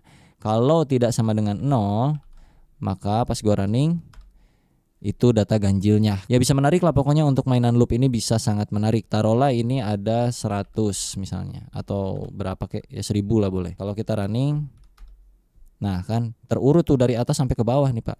Ya 19, 17, 19, 13, 11, 9, 7, 5, 3, 1. Kalau pengen naik ya tinggal plus ininya. Ya gitulah sesuai penjelasannya, harusnya kalian mengerti ya untuk yang for. Sekarang kita coba ke while dan do while dengan materi yang sama kurang lebih yang kayak gini juga ya. Sekarang gua akan coba konversi for ini ke while dengan cara kita bikin satu variabel baru di luar. Atau gini aja lebih enak deh ya. Enggak deh, dari 0 aja lagi ya. Let x sama dengan 1. Ya kalau yang for itu pakai z, kalau yang while itu pakai x. While X kurang dari sama dengan 10, ini juga kan 10 kan sama. Apa yang akan kita lakukan? Kita akan mengkonsol.log data Y ke X sorry. Kok Y sih? Data X ke X. Terus X-nya dipluskan. Jadi ini kalau dibaca X sama dengan 1 di awal kali. Lalu jika X-nya kurang dari 10, ya kan 1 kurang dari 10 nih, maka X plus dan munculkan console log ke layar gitu kurang lebih. Kayak gini lagi sama balik lagi. Data ke 1 dia bernilai berapa, terus dicek lagi. 1 kurang dari 10 iya, maka Z-nya naik jadi plus ya. 1 plus 1 2, lalu munculkan ke layar kurang lebih kayak gitu. Kalau kita save, data Z ke 1 3 5 7 9 untuk yang for. Terus untuk yang X 1 2 3 sampai 10 sama aja. Kalau pengen dibikin kayak begini berarti di bagian sininya tinggal di if lagi. If x persen 2 tidak sama dengan 0, maka console lognya naikin 13579 13579 sama outputnya ya untuk yang while. Sekarang untuk yang do while kita konversi lagi jadi y ya, do while ya. Let y sama dengan 1. Do lakukan apa dulu kalau do while? Console log dulu data y ke strip y, lalu naikkan nilainya y plus selama apa gitu. While, nah while-nya di sini ya bro. While y kurang dari gimana sih, gue lupa anjir. Sorry. While, nah gini nih. While y kurang dari 10 sama dengan 10. Ini kalau gua save dan kita running lagi. 1 nih ya, y-nya 1 2 3 4 5 6 7 8 9 10. Oke. Y-nya aman ya, sama ya. Lalu kita konversi lagi kayak hal yang tadi di atas. Ini tinggal kopas aja. Tempel sini. Ganti X-nya jadi Y. Ganti X-nya jadi Y. Terus kita clear dan kita run lagi. Hasilnya sama 1 3 5 7 9. Ini versi do while-nya, ini versi while, ini versi for. Oke, perbedaan ketiganya itu apa? Kita taruh if-nya hapus dulu. Ya, kita ganti aja if-nya, ilangin biar membuktikan perbedaannya apa biar kelihatan enak. Bagusnya sih pakai satu variabel aja ya. Let z sama dengan 1, terus semuanya pada pakai z aja langsung di sininya. Harusnya sih. Coba run ya. Sampai 5 semuanya aman ya. Z, X, Y. Sekarang untuk perbedaan yang while dan do while itu sangat signifikan ketika kondisinya itu tidak sesuai. Kalau kita coba yang while itu kondisinya enggak sesuai untuk loopingannya, kondisi awalnya adalah X 10. Kalau dibaca, apakah 10 kurang dari sama dengan 5? Tentu saja tidak, 10 lebih besar dari 5. Jadi ini tidak akan tereksekusi. Kita run lagi ya. Node main server. Oke. Z, Y, enggak ada X sama sekali di sini. Berbeda dengan do while yang mana dia akan mengeksekusi setidaknya 1 kali walaupun kondisinya itu nggak matching. Taruh di sini X-nya sama dengan 1, dinormalin lagi. Terus untuk Y gua taruh 10. Yang mana 10 itu kan Y kurang dari sama dengan 5. Apakah iya? Tidak. Jadi ini tidak akan tereksekusi. Harusnya kalau di while. Tapi karena ini do while, jadi dia akan melakukan terlebih dahulu yang ada di dalam do-nya. Makanya do, lakukan dulu baru cek yang lain-lain gitu ya. Kalau gua running, dia akan ke running 1 kali. Lihat di sini data Y ke 10. Yang ini keluar dulu 1 kali. Kalau ini gua ganti 20, yang mana 20 masih lebih besar daripada 5 alias nggak matching ke while, maka ini akan tereksekusi 1 kali. Kalau gua run lagi, ya kurang lebih kayak gitu perbedaan while dan do while, dan juga itu penggunaan for.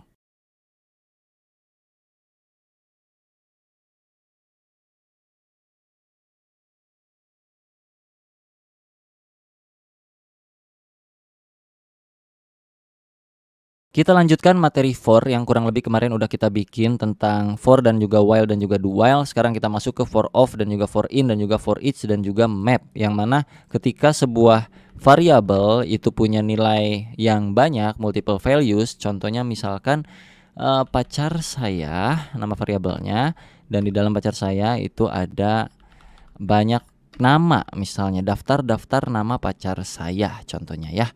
Ada Putri, ada misalnya Marino, ada misalnya Angela, Vexana.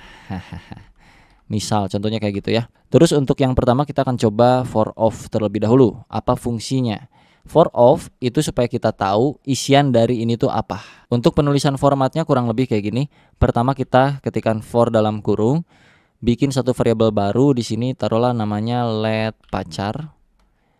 Of itu of apanya? Of pacar saya ya. Jadi kita bikin satu variabel baru namanya pacar dari variabel multi values pacar saya.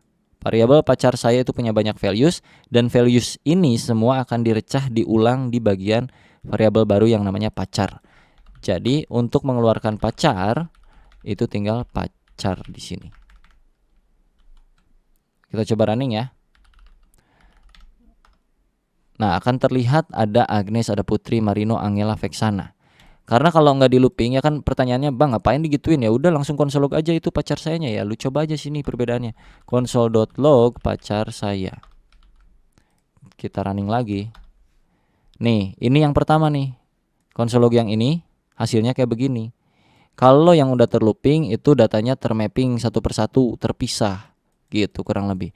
Itu untuk for of, yang artinya mendapatkan value-nya langsung tanpa kita pedulikan indexingnya ya. Terus kalau for in, kita ganti aja langsung. For in kayak gini. Ini artinya kita mendapatkan indeksnya. In itu mungkin indeks kali ya. Tapi sebenarnya ya lu bisa artiin ini sebagai bahasa Inggris ataupun indeks selalu lah ya. Tapi kalau menurut gua ini kayaknya indeks deh. Soalnya kita bakal dapetin nilai indeksnya dari array yang udah kita buat di atas ini. Kita coba running ya. 0, 1, 2, 3, 4 ya. Jadi kita dapat indeksnya kalau pakai in. Kalau pakai of itu kita dapat values-nya. Kalau for each itu kita dapetin apanya bang? Kita cobain di sini. Ini gua awasin ya. For each. Nah, array-nya apa di depannya? Pacar saya dot for each. Ini ada elemen di sini yang artiannya elemen itu apa yang mau kita ambil atau variabel yang mau kita jadikan sebagai values yang sudah tercah gitu bro. Taruhlah variabelnya kayak tadi pacar. Lalu gua console log di sini pacar. Kalau kita running ada Agnes, Putri, Marino, Angela, Vexana. Itu muncul kayak yang awal lagi. Tapi bedanya for each lu bisa masukin indeks di sini dan lu bisa tambahin ke sini indeksnya. Jadi lu bisa dapetin indeks array-nya dan juga values-nya. Kurang lebih kayak gitu. Agnes 0, Putri 1, Marino 2, Angela 3, Vexana 4. Kalau pengen ini jadi 1 2 3 4 ya udah lu tinggal tambahin plus 1 aja di sini. Jadi 1 2 3 4 5 gitu kurang lebih. Itu untuk yang for each. Kalau yang map ya sama aja, ini tinggal ganti jadi map. Nggak ada beda udah. Tuh. Kurang lebih itu cara penggunaan for all, for in dan juga for each. Semoga bermanfaat. Kita lanjut ke video berikutnya di video berikutnya. Ya pastilah. Bye bye. Oke, mungkin kalian sering mendapatkan masalah di JavaScript ketika berjalan belajar pertama kali JavaScript dengan yang namanya sebuah function yang kalian panggil tapi mereturn sebuah pendingan promise kayak gitu-gitu. Jadi kita kali ini akan belajar yang namanya asinkronus di JavaScript kurang lebih seperti apa. Kita contohkan dari yang sinkronus dulu ya, sebelum gue jabarkan asinkronus versi sederhana, versi gue yang gue punya di otak gue ya, ntar gue jelasin. Kalau secara teori seperti biasa, yang paling fix kalian bisa cek Wikipedia sendiri. Tapi kalau ini versi penjabaran gue dan pemahaman gue aja di JavaScript kurang lebih kayak gimana. Pertama, contoh di sini gue punya function 1. Di sini ngelog cuman munculin 1 gini. Terus gue punya 3 biji misalnya gitu. 1, 2, dan 3. Oke. Toga lagi apaan tuh anjir? 3.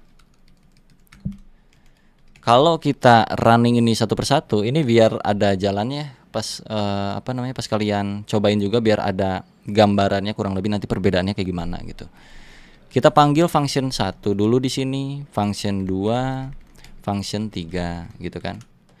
Kalau kita run di sini, maka sesuai ya 1 2 3 gitu. Cuman kalau misalkan nih, ini gua taruh di dalam function 2 sebuah function bawaannya browser atau bawaannya JavaScript, gue lupa. Set timeout, yang mana set timeout itu berjalan secara asinkronus di balik layar ini. Jadi kalau gue taruh sini set timeout dengan durasi 3000 milisecond alias 3 detik, konsolognya gue masukin sini. Nanti ke output yang berjalan apa? Apakah 1 2 3 yang mana sebelumnya itu berjalan seiring dengan urutan step by step yang kita ketik di sini 1 1 2 2 3 3. Walaupun ini kita ketik 1 2 3 di sini, tapi karena di tengah-tengah di function yang kedua itu berjalan secara asinkronus, maka kalau kita run 1 3, 2-nya datang 3 detik kemudian. Kayak gitu. Ngerti nggak? Ini asinkronus nih. Function kedua asinkronus nih. NJS 1 3, 2-nya nanti. Nah, contoh kayak gini biar nggak pusing, gue tambahin di sini konsol function 2 mau dieksekusi. Gini, biar kalian ada gambaran. 1 function 2 mau dieksekusi, 3-nya udah keeksekusi duluan, 2-nya nanti. Jadi bisa dikatakan asinkronus secara paling mudah bagi gue untuk menjabarkannya adalah sebuah function yang bisa berjalan secara paralel dalam pengeksekusiannya dengan function-function lainnya. Jadi dia tuh tetap jalan walaupun lu masih mengeksekusi hal-hal lain. Contoh kayak di antrian kayak gitu-gitu. Kalau digambar kurang lebih kayak begini ya Pak ya. Sebentar. Contoh di sini tuh ada ya standar lah kayak antrian-antrian begituan ya. Ini contoh ada manusia, ada dapur lah gitu. Taruh ini dapur. Ini lobi pemesanan di sini misalnya nih. Apa sebutnya teh? Kasir ya gitu. Kasir untuk mesen misalnya nih. Sini ada orang-orang nih. Contohnya di sini ada orang-orang antri. Ini 1, ini 2, ini 3, 4, 5. Si nomor 1 ini pesan. Seret, burger 1 katanya. Terus kasir bilang sini, seret. Burger 1 katanya. Dapur belum kelar nih, lagi pada masak. Ini mesen, Pak Kasir, burger 2. Kata kasir nggak bisa dong, ditolak. Kenapa Pak Kasir? Karena kita tunggu dulu nih, pesanan 1 aja belum kelar katanya, kata kasir nih. Oh ya udah oke, kata nomor 2, nungguin nih nomor 2 nih. Nomor 3 nggak bisa juga, dah harus beres dulu nomor 2 ya kan. Efek nomor 1 udah kelar nih, 1 kasih seret. Langsung kasir bilang, bro nomor 2 mau nggak, jadi nggak beli burgernya? Nggak ah, pada bubar ini semua. Karena sistemnya kayak begituan, males banget. Harus yang 1 kelar dulu sampai beres baru dilayanin gitu untuk bayarnya, untuk pesan apa-apanya. Nah kalau berjalan secara asinkronus, ini gua hapus dulu, bentar. Ada orang mengantri di sini 1. Ini ceritanya nomor 1 nih. Pak Kasir, pesen dong. Ini nomor 1 ya. Ini 2, ini 3, ini 4. Kata kasir pesan apa? Burger 1 biji. Oke. Nomor 1 diproses. Progres ini. Si antrian kedua bilang ke kasir, saya juga mau pesen. Bisa nggak? Bisa dong. Gitu. Oke, kasir progres gini. Seret. 2. Dan begitu juga seterusnya. Yang ini juga bisa sampai masuk ke antrian sini list. Misalnya kalau yang 1 mah mesen burger 100 biji yang jumbo super susah bikinnya. Yang nomor 2 itu cuman bikin tahu gejrot misalnya. Paling cepet contohnya. Nomor 2 tuh proses pengerjaan masaknya tuh paling cepet nomor 2 di sini. maka dikembalikanlah yang 2 dulu, walaupun si kasir nomor 1 itu pesen duluan. Si kasir nomor 1, si customer nomor 1 itu pesen duluan, tapi karena tugasnya di dapur yang nomor 2 itu tugasnya mudah. Untuk buat tahu gejrot tuh cuman potongin tahu, masukin cengek, kasih kuah, balikin. Jadi yang pertama dapat barangnya adalah si nomor 2 masuk sini. Seret, nomor 2 pergi. Bye bye, udah nggak ada di sini. Sisa 1, 3, 4. Yang mana yang paling cepat dieksekusi nih? Oh si 3 ternyata 3 bye bye. Nah si 1 karena paling banyak pesanan dan segala macamnya, dia ya terpaksa lama dulu nunggu gitu kan. 4 udah, nanti terakhir kayak gitu. Jadi kurang lebih bisa berjalan secara paralel. Secara gambaran sederhananya seperti itu. Nah kalau di contoh programnya tadi kayak gini untuk simpelnya. Kalau studi kasus nyatanya nanti seperti apa bang? Atau mungkin karena ini di delay bang 3000 milisecond, ya pasti dia bakal telat loh bang. Ya karena itu berjalan secara asinkronus. Kalau nggak percaya ini kita buktiin. Nggak di delay pakai milisecond, kita kasih 0. Karena secara bawaan function ini udah dari sononya sinkronus, artinya berjalan secara paralel. Jadi yang akan diprioritaskan tetap yang ini gitu loh. Ini akan masuk sebagai progress dulu. Jadi kalaupun kita kasih delaynya 0 detik ya Pak gua running lagi, tetap lihat 1 function 2 mode eksekusi, 3 2-nya baru kembali. Ya, jadi mau detiknya berapapun itu sama aja. Kenapa? Karena function ini berjalan secara sinkronus di balik layar gitu kurang lebih. Itu materi pertama supaya kalian bisa cukup paham tentang yang begini-beginian yang mungkin susah untuk ditangkap memang. Karena gua pun dulu belajar kayak ginian susah untuk nangkepnya. Sampai akhirnya nanti di industri itu ada banyak hal yang seperti ini dan mengerti sendiri ternyata oh kurang lebih ini ya kita make ini tuh ketika ini gitu kurang lebih. Oke, kita akan coba simulasikan hal-hal yang lebih nyata lagi di sini. Contoh gue punya function login misalnya, right? Dan gue punya function get user, gitu. Di sini gue punya token, yang mana tokennya ceritanya ketika login akan mengenerate gitu. Jadi gue bikin sebuah random token aja ini. Sebagai biar mempermudah kita aja dalam mengoding untuk mengetahui tentang asinkronusnya aja lah ya. Met random kali segini aja, cukup lah gini juga. Lalu di sini akan mereturn sesuatu yang isinya tuh objek. Taruhlah objeknya adalah token. Kita akan mendapatkan token ketika login gitu ya. Token. Sini kita kasih username misalnya, parameter, kita akan kembalikan lagi, gitu. Nah kalau kita panggil di sini, ini biarin dulu kayak gini, kosong. Loginnya kita panggil. Login kan nampung parameter username, jadi kita kirim parameter username ke sini, misal Dea Afrizal, Dea_Afrizal. Kita console log ya, si loginnya misalnya cons user sama dengan login, lalu console log user. Ini. Jadi ada user yang login dengan nama Dea Afrizal, lalu kita munculkan dia ngapain gitu, dia dapat apa. Kita running. Muncul token 3 sekian username Dea Afrizal berhasil. Terus di sini ada get user dengan syarat misalnya di sini syaratnya harus ada tokennya. Contoh aja ini mah, misalkan untuk get user kita butuh token untuk mengakses function ini dan nanti function ini bakal balikin sebuah API key contohnya yang API key isinya misalnya random juga atau xkey gini aja deh, xkey 123 misalnya. Jadi kalau user panggil function ini harusnya ini akan keluar, tapi dengan syarat dia harus punya token dulu. Jadi di sini gue bakal kasih validasi. Jika tokennya ada misalnya gitu, maka lakukan pengembalian nilai ini gitu. Jika tidak ada, maka ya udah diam aja, right? Kalau gue panggil get usernya, get user dengan token yang ada di dalam user sini, user.token ya,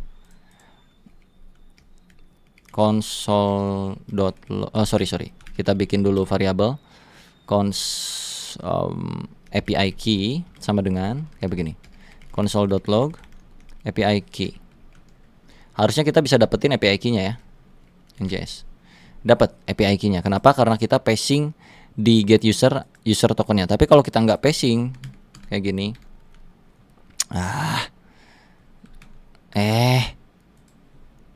kayak gini kosongan. Kalau kita running undefined, karena memang syaratnya harus mempunyai token gitu. Ceritanya ini tokennya harus nyambung dari yang sini ya, ceritanya gitu.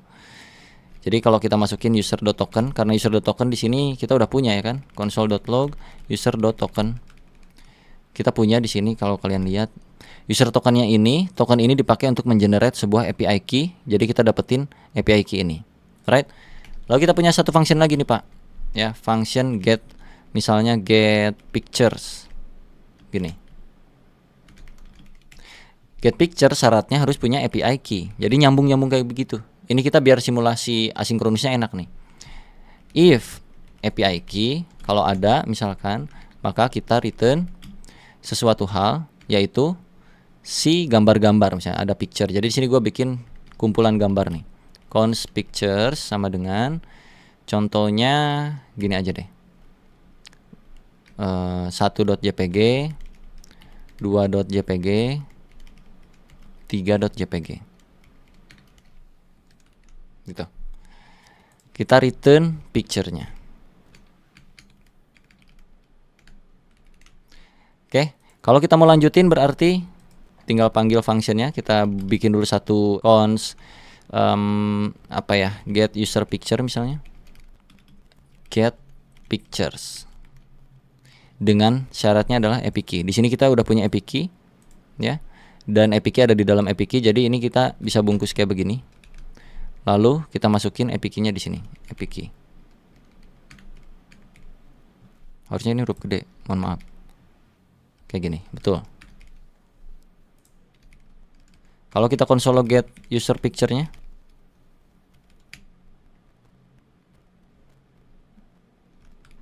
kita running. Jadi awal kita ada generate tokennya dari get user, dari login. Terus kita dapetin API key dari get user. Terus kita dapetin pictures dari get pictures dengan syarat yang beruntun dari atas ke bawah. Login syaratnya username, get user syaratnya token yang diambil dari function login setelah berhasil loginnya. Get picture syaratnya API key yang didapetin ketika function get user berhasil dieksekusi. Nah, sekarang ketika login di dunia nyatanya itu kan ada delay ya, ada waktu jeda proses ketika kita request ke server lalu servernya merespon kayak gitu-gitu. Jadi anggaplah di sini gua pakai set timeout untuk memanipulasi waktu. Ceritanya ada waktu jeda 200 milisecond ketika kita mau mengembalikan respon dari server ke ini, entah itu dari sisi servernya yang jauh lah atau kayak bagaimana, pokoknya ada jeda, pasti ada proses gitu ya untuk login ini. Jadi kalau kita running lagi sekarang rusak. Kenapa rusak? Karena ini ada jeda dulu. Kita pas eksekusi yang get user di sini, ini user.token aja udah nggak bisa didapetin gitu.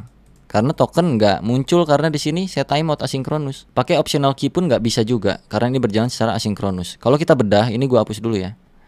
Ketika lu console log atau lu bikin sebuah function baru untuk user, yang mana usernya itu bisa login dengan username Dea_Afrizal, kita console log usernya doang. Gini, clear, undefined. Oke. Di sini gua kasih console.log memvalidasi data atau processing gitu. Processing. Memvalidasi data. Ini contoh. Kalau kita run, processing memvalidasi data tapi undefined. Karena kecepatan, Pak. Ini berjalan secara asinkronus.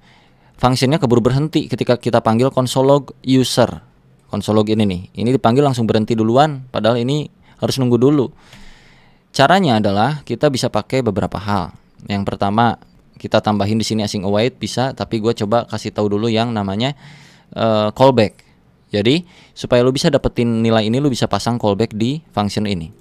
Oke, gue akan taruh di sini callbacknya sebagai parameter. Lalu yang gue return itu bukan return kayak begini, tapi callbacknya yang akan gue kasih nilai. Begini, callback gue kasih nilai. Dan ini bukan lagi kayak begini, tapi pakai buka tutup seperti ini, ya. Begini. Jadi parameter ini mempunyai sebuah nilai, nilainya adalah token dan username. So tahapannya adalah di sini lu harus spacing lagi satu hal, gitu. Ini kita nggak bisa main kayak gini lagi nih, nggak bisa. Kita harus tangkap nilainya itu lewat sebuah parameter, ya. Karena nilai dari nilai akhir dari token dan username itu dikirim ke sebuah callback, yang mana callbacknya adalah sebuah parameter. Parameter yang ada di sini itu bisa kita akses dengan cara function gitu. Function gitu. Tanpa nama pun lo akan bisa mendapatkannya. Dan di sini lo tinggal coba console log dulu. Console.log getting data hore. Contoh, clear NJS getting data hore. Oke. Getting data hore, processing memvalidasi data oke. Ini bisa masuk, artinya di dalam function ini punya sebuah callback ini. Jadi kalau kita kasih di sini result atau response, lalu kita masukkan responnya sebagai console log. Lalu kita masukin di sini kelar, misalnya NJS processing data, memvalidasi data, kelar, tokennya keluar, username-nya keluar. Ini bisa diakses lewat yang namanya callback. Oke, cukup paham nggak sampai sini? Jadi kayak muter gitu loh. Gue sambil sebat ya, aus, ngomong mulu. Oke, kita udah dapetin ini. Kita masukin variabel misalnya. Cons user sama dengan login. Kita console log usernya di sini. User adalah user. Bisa bang kayak gini? Cobain. User adalah undefined. Nggak bisa kayak begitu pak, karena kita mainannya callback gitu. Nggak bisa kayak gini. Jadi kita kalau mau lanjut ke yang get user bagaimana? Sok dijawab dulu sambil gua menyebat dulu. Kalau mau ngambil isi get user gimana? Tokennya udah punya nih. Di dalam respon tokennya udah punya nih.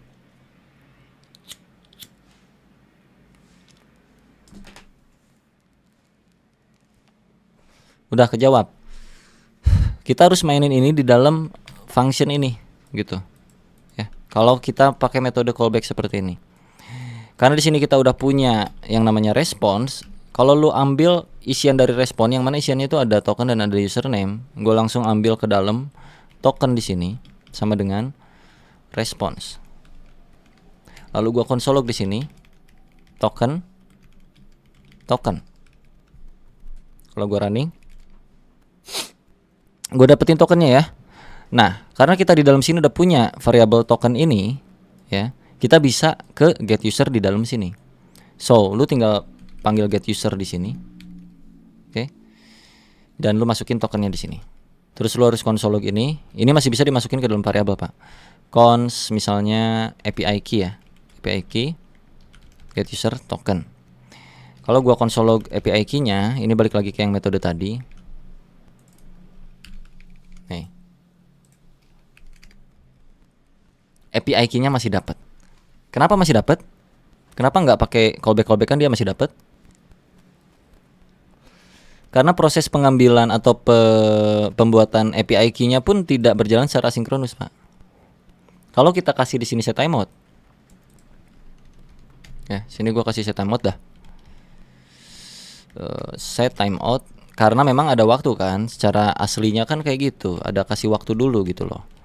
Gua return dalam waktu, taruhlah dia 500 milisecond.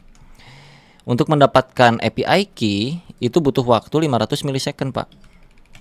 Jadi kalau kita running lagi sekarang yang tadinya kita dapat undefined. Gua kasih sini lagi ya, console.log processing API key. Now.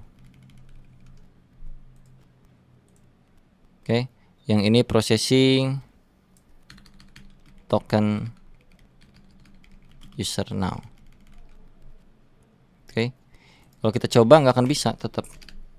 Processing token user now dapat berhasil. Tapi pas API key undefined. Oke, nggak masuk nih. Ke sini nggak masuk.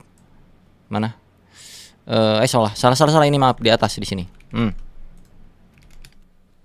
Processing token user now aman. Processing API key now. API key-nya nggak dapat. Cukup paham sampai sini? Berarti apa yang harus kita lakukan?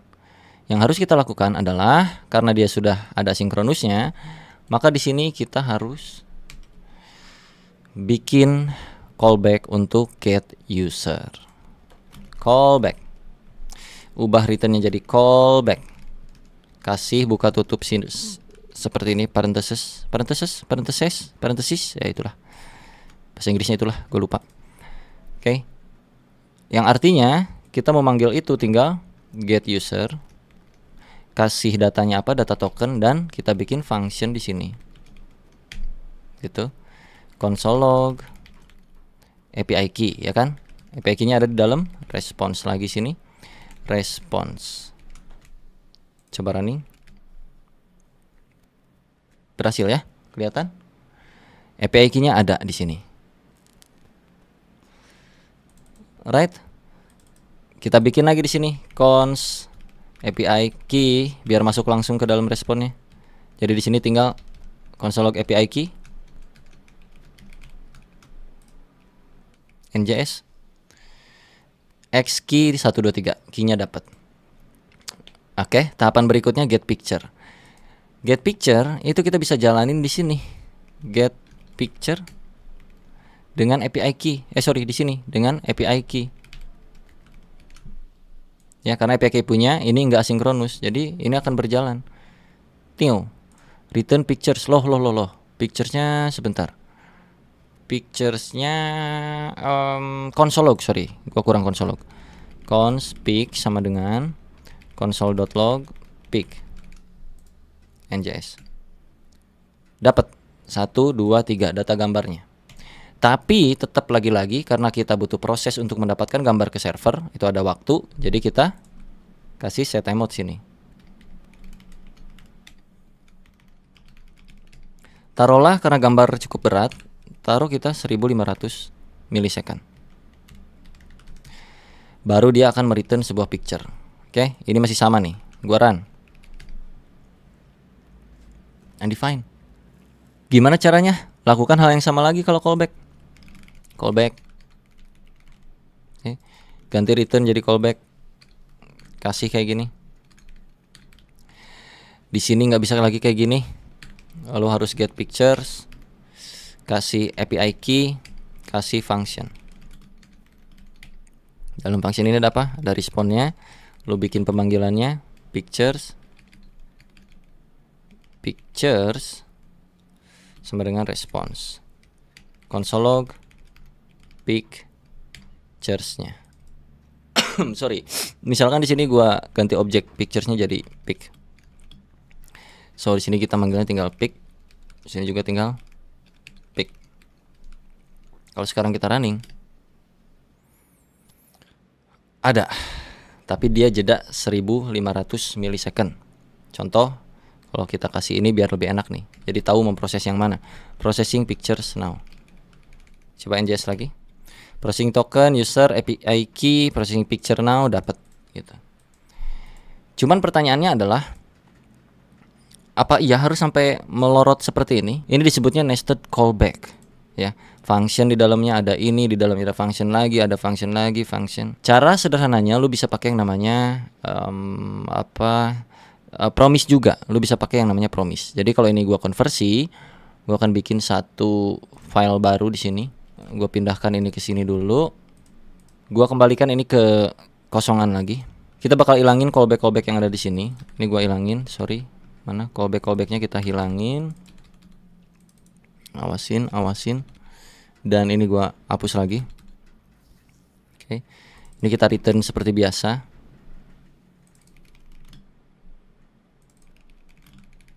Begini lagi ya. Nggak ada callback ya sekarang ya. Tapi kita pakai yang namanya promise, Pak. Jadi sini gua akan return promise.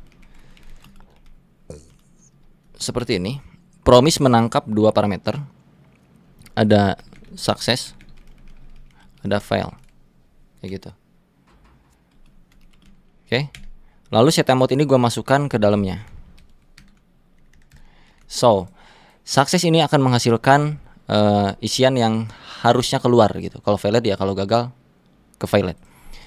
Jadi set timeout ini misalkan di dalam sini ada validasi nih. If username tidak sama dengan kayak gini, Dea_Afrizal, maka gua akan violatekan ini wrong data gitu. Tapi jika tidak, else atau enggak salah, gini aja, success, kita kirimnya apa tadi, token dan juga username-nya ya, atau tokennya doang ya. Yaudah, gini aja. Kalau kita coba running ini dengan cara kayak tadi, user sama dengan login dengan username Dea_Afrizal, kan harusnya muncul ke sukses ya, ke sukses ini. Karena kan username tidak sama dengan Dea Afrizal, maka violate, wrong data. harus di Afrizal ceritanya. Kalau kita konsol log usernya akan terjadi promise pending seperti itu. Kenapa? Karena user itu ada di dalamnya lagi. Kalau callback tadi di sini function, ya kan? Kalau promise, ya, promisan itu kita pakai user.then, kayak gitu. User.then, kasih di dalamnya function sini. Ini kayak callback lagi, cuman ya kayak begini aja gitu, terpisah function gini. Console log di sini, contohnya. Kemana tadi? Nah ini, kalau kita run, lalalanya muncul, artinya di dalam function ini ada sesuatu. Kita coba dulu X, apakah iya ada X? Ada tuh, dapat tokennya. Berarti ini adalah response sama kayak yang tadi, ya. Jadi ini kalau kita console log response, sama tuh, dapat tokennya, ya gak?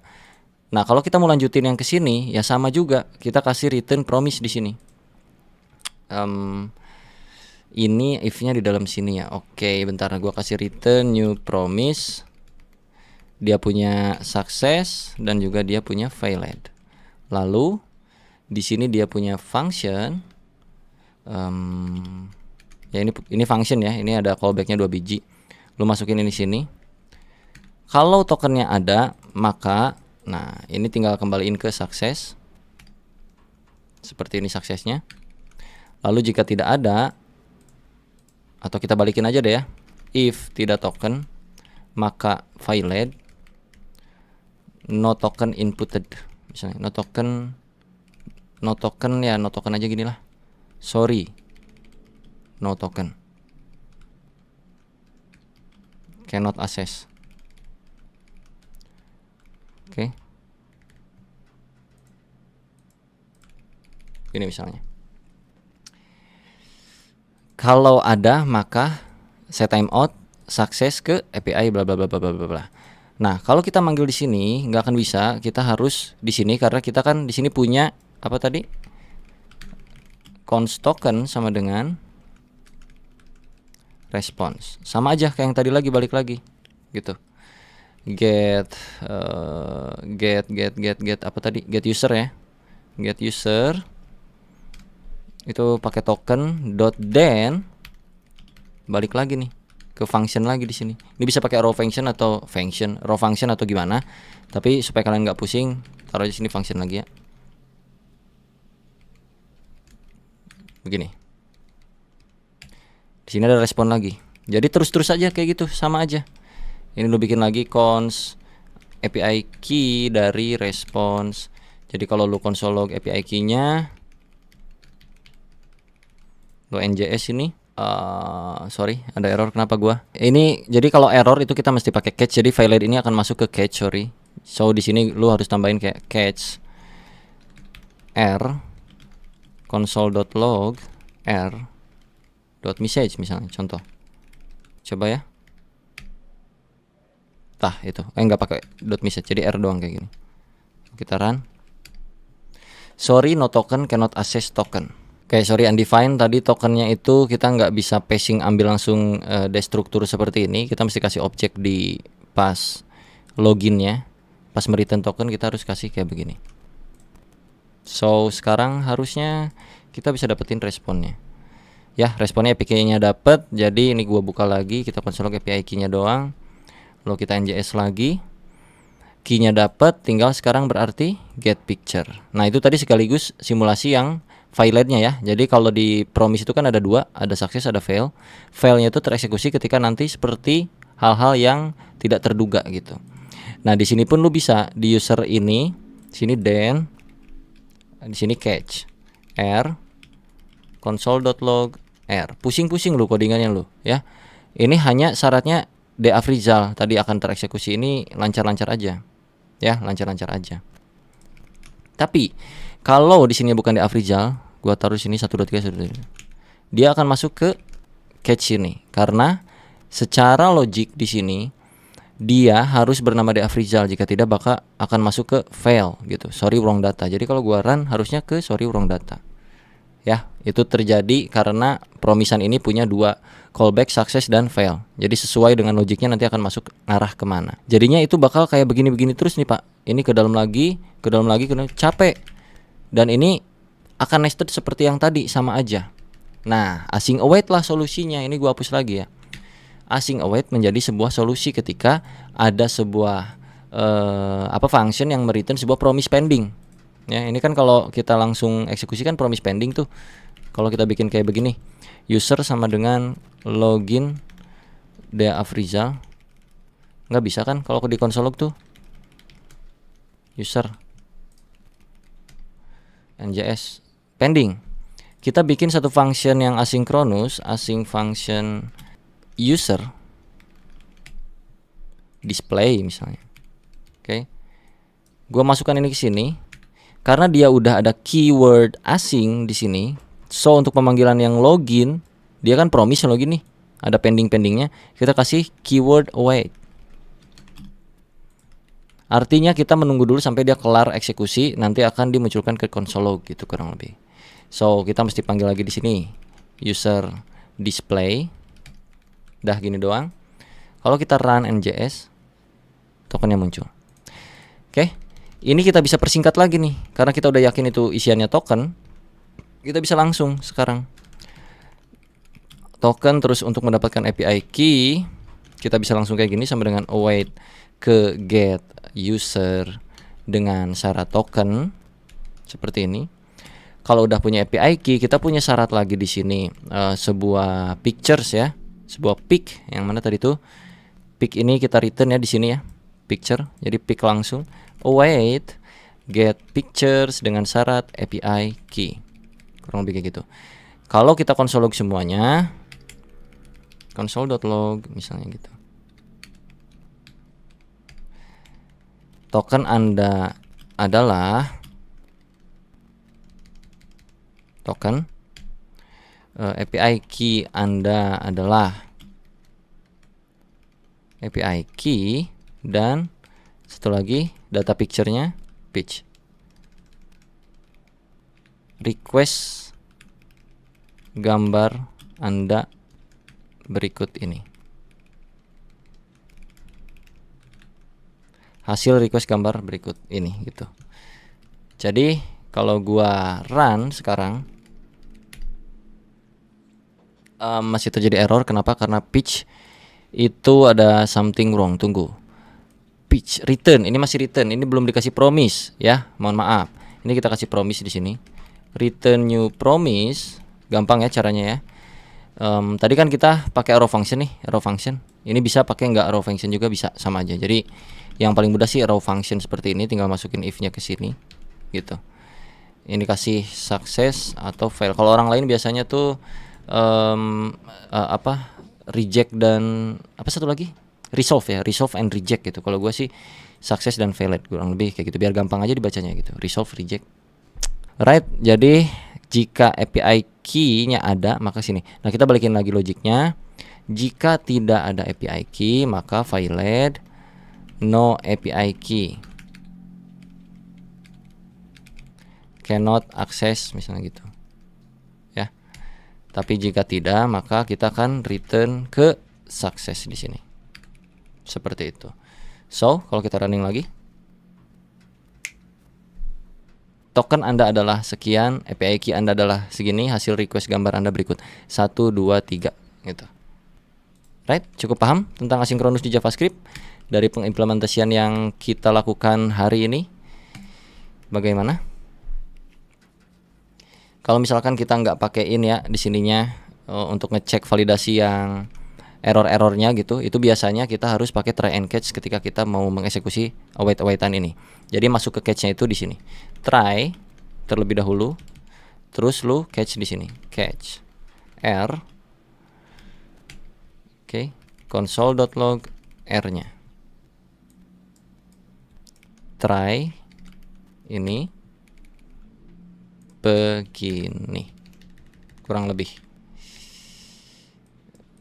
Kurang rapi ya, mohon maaf bentar.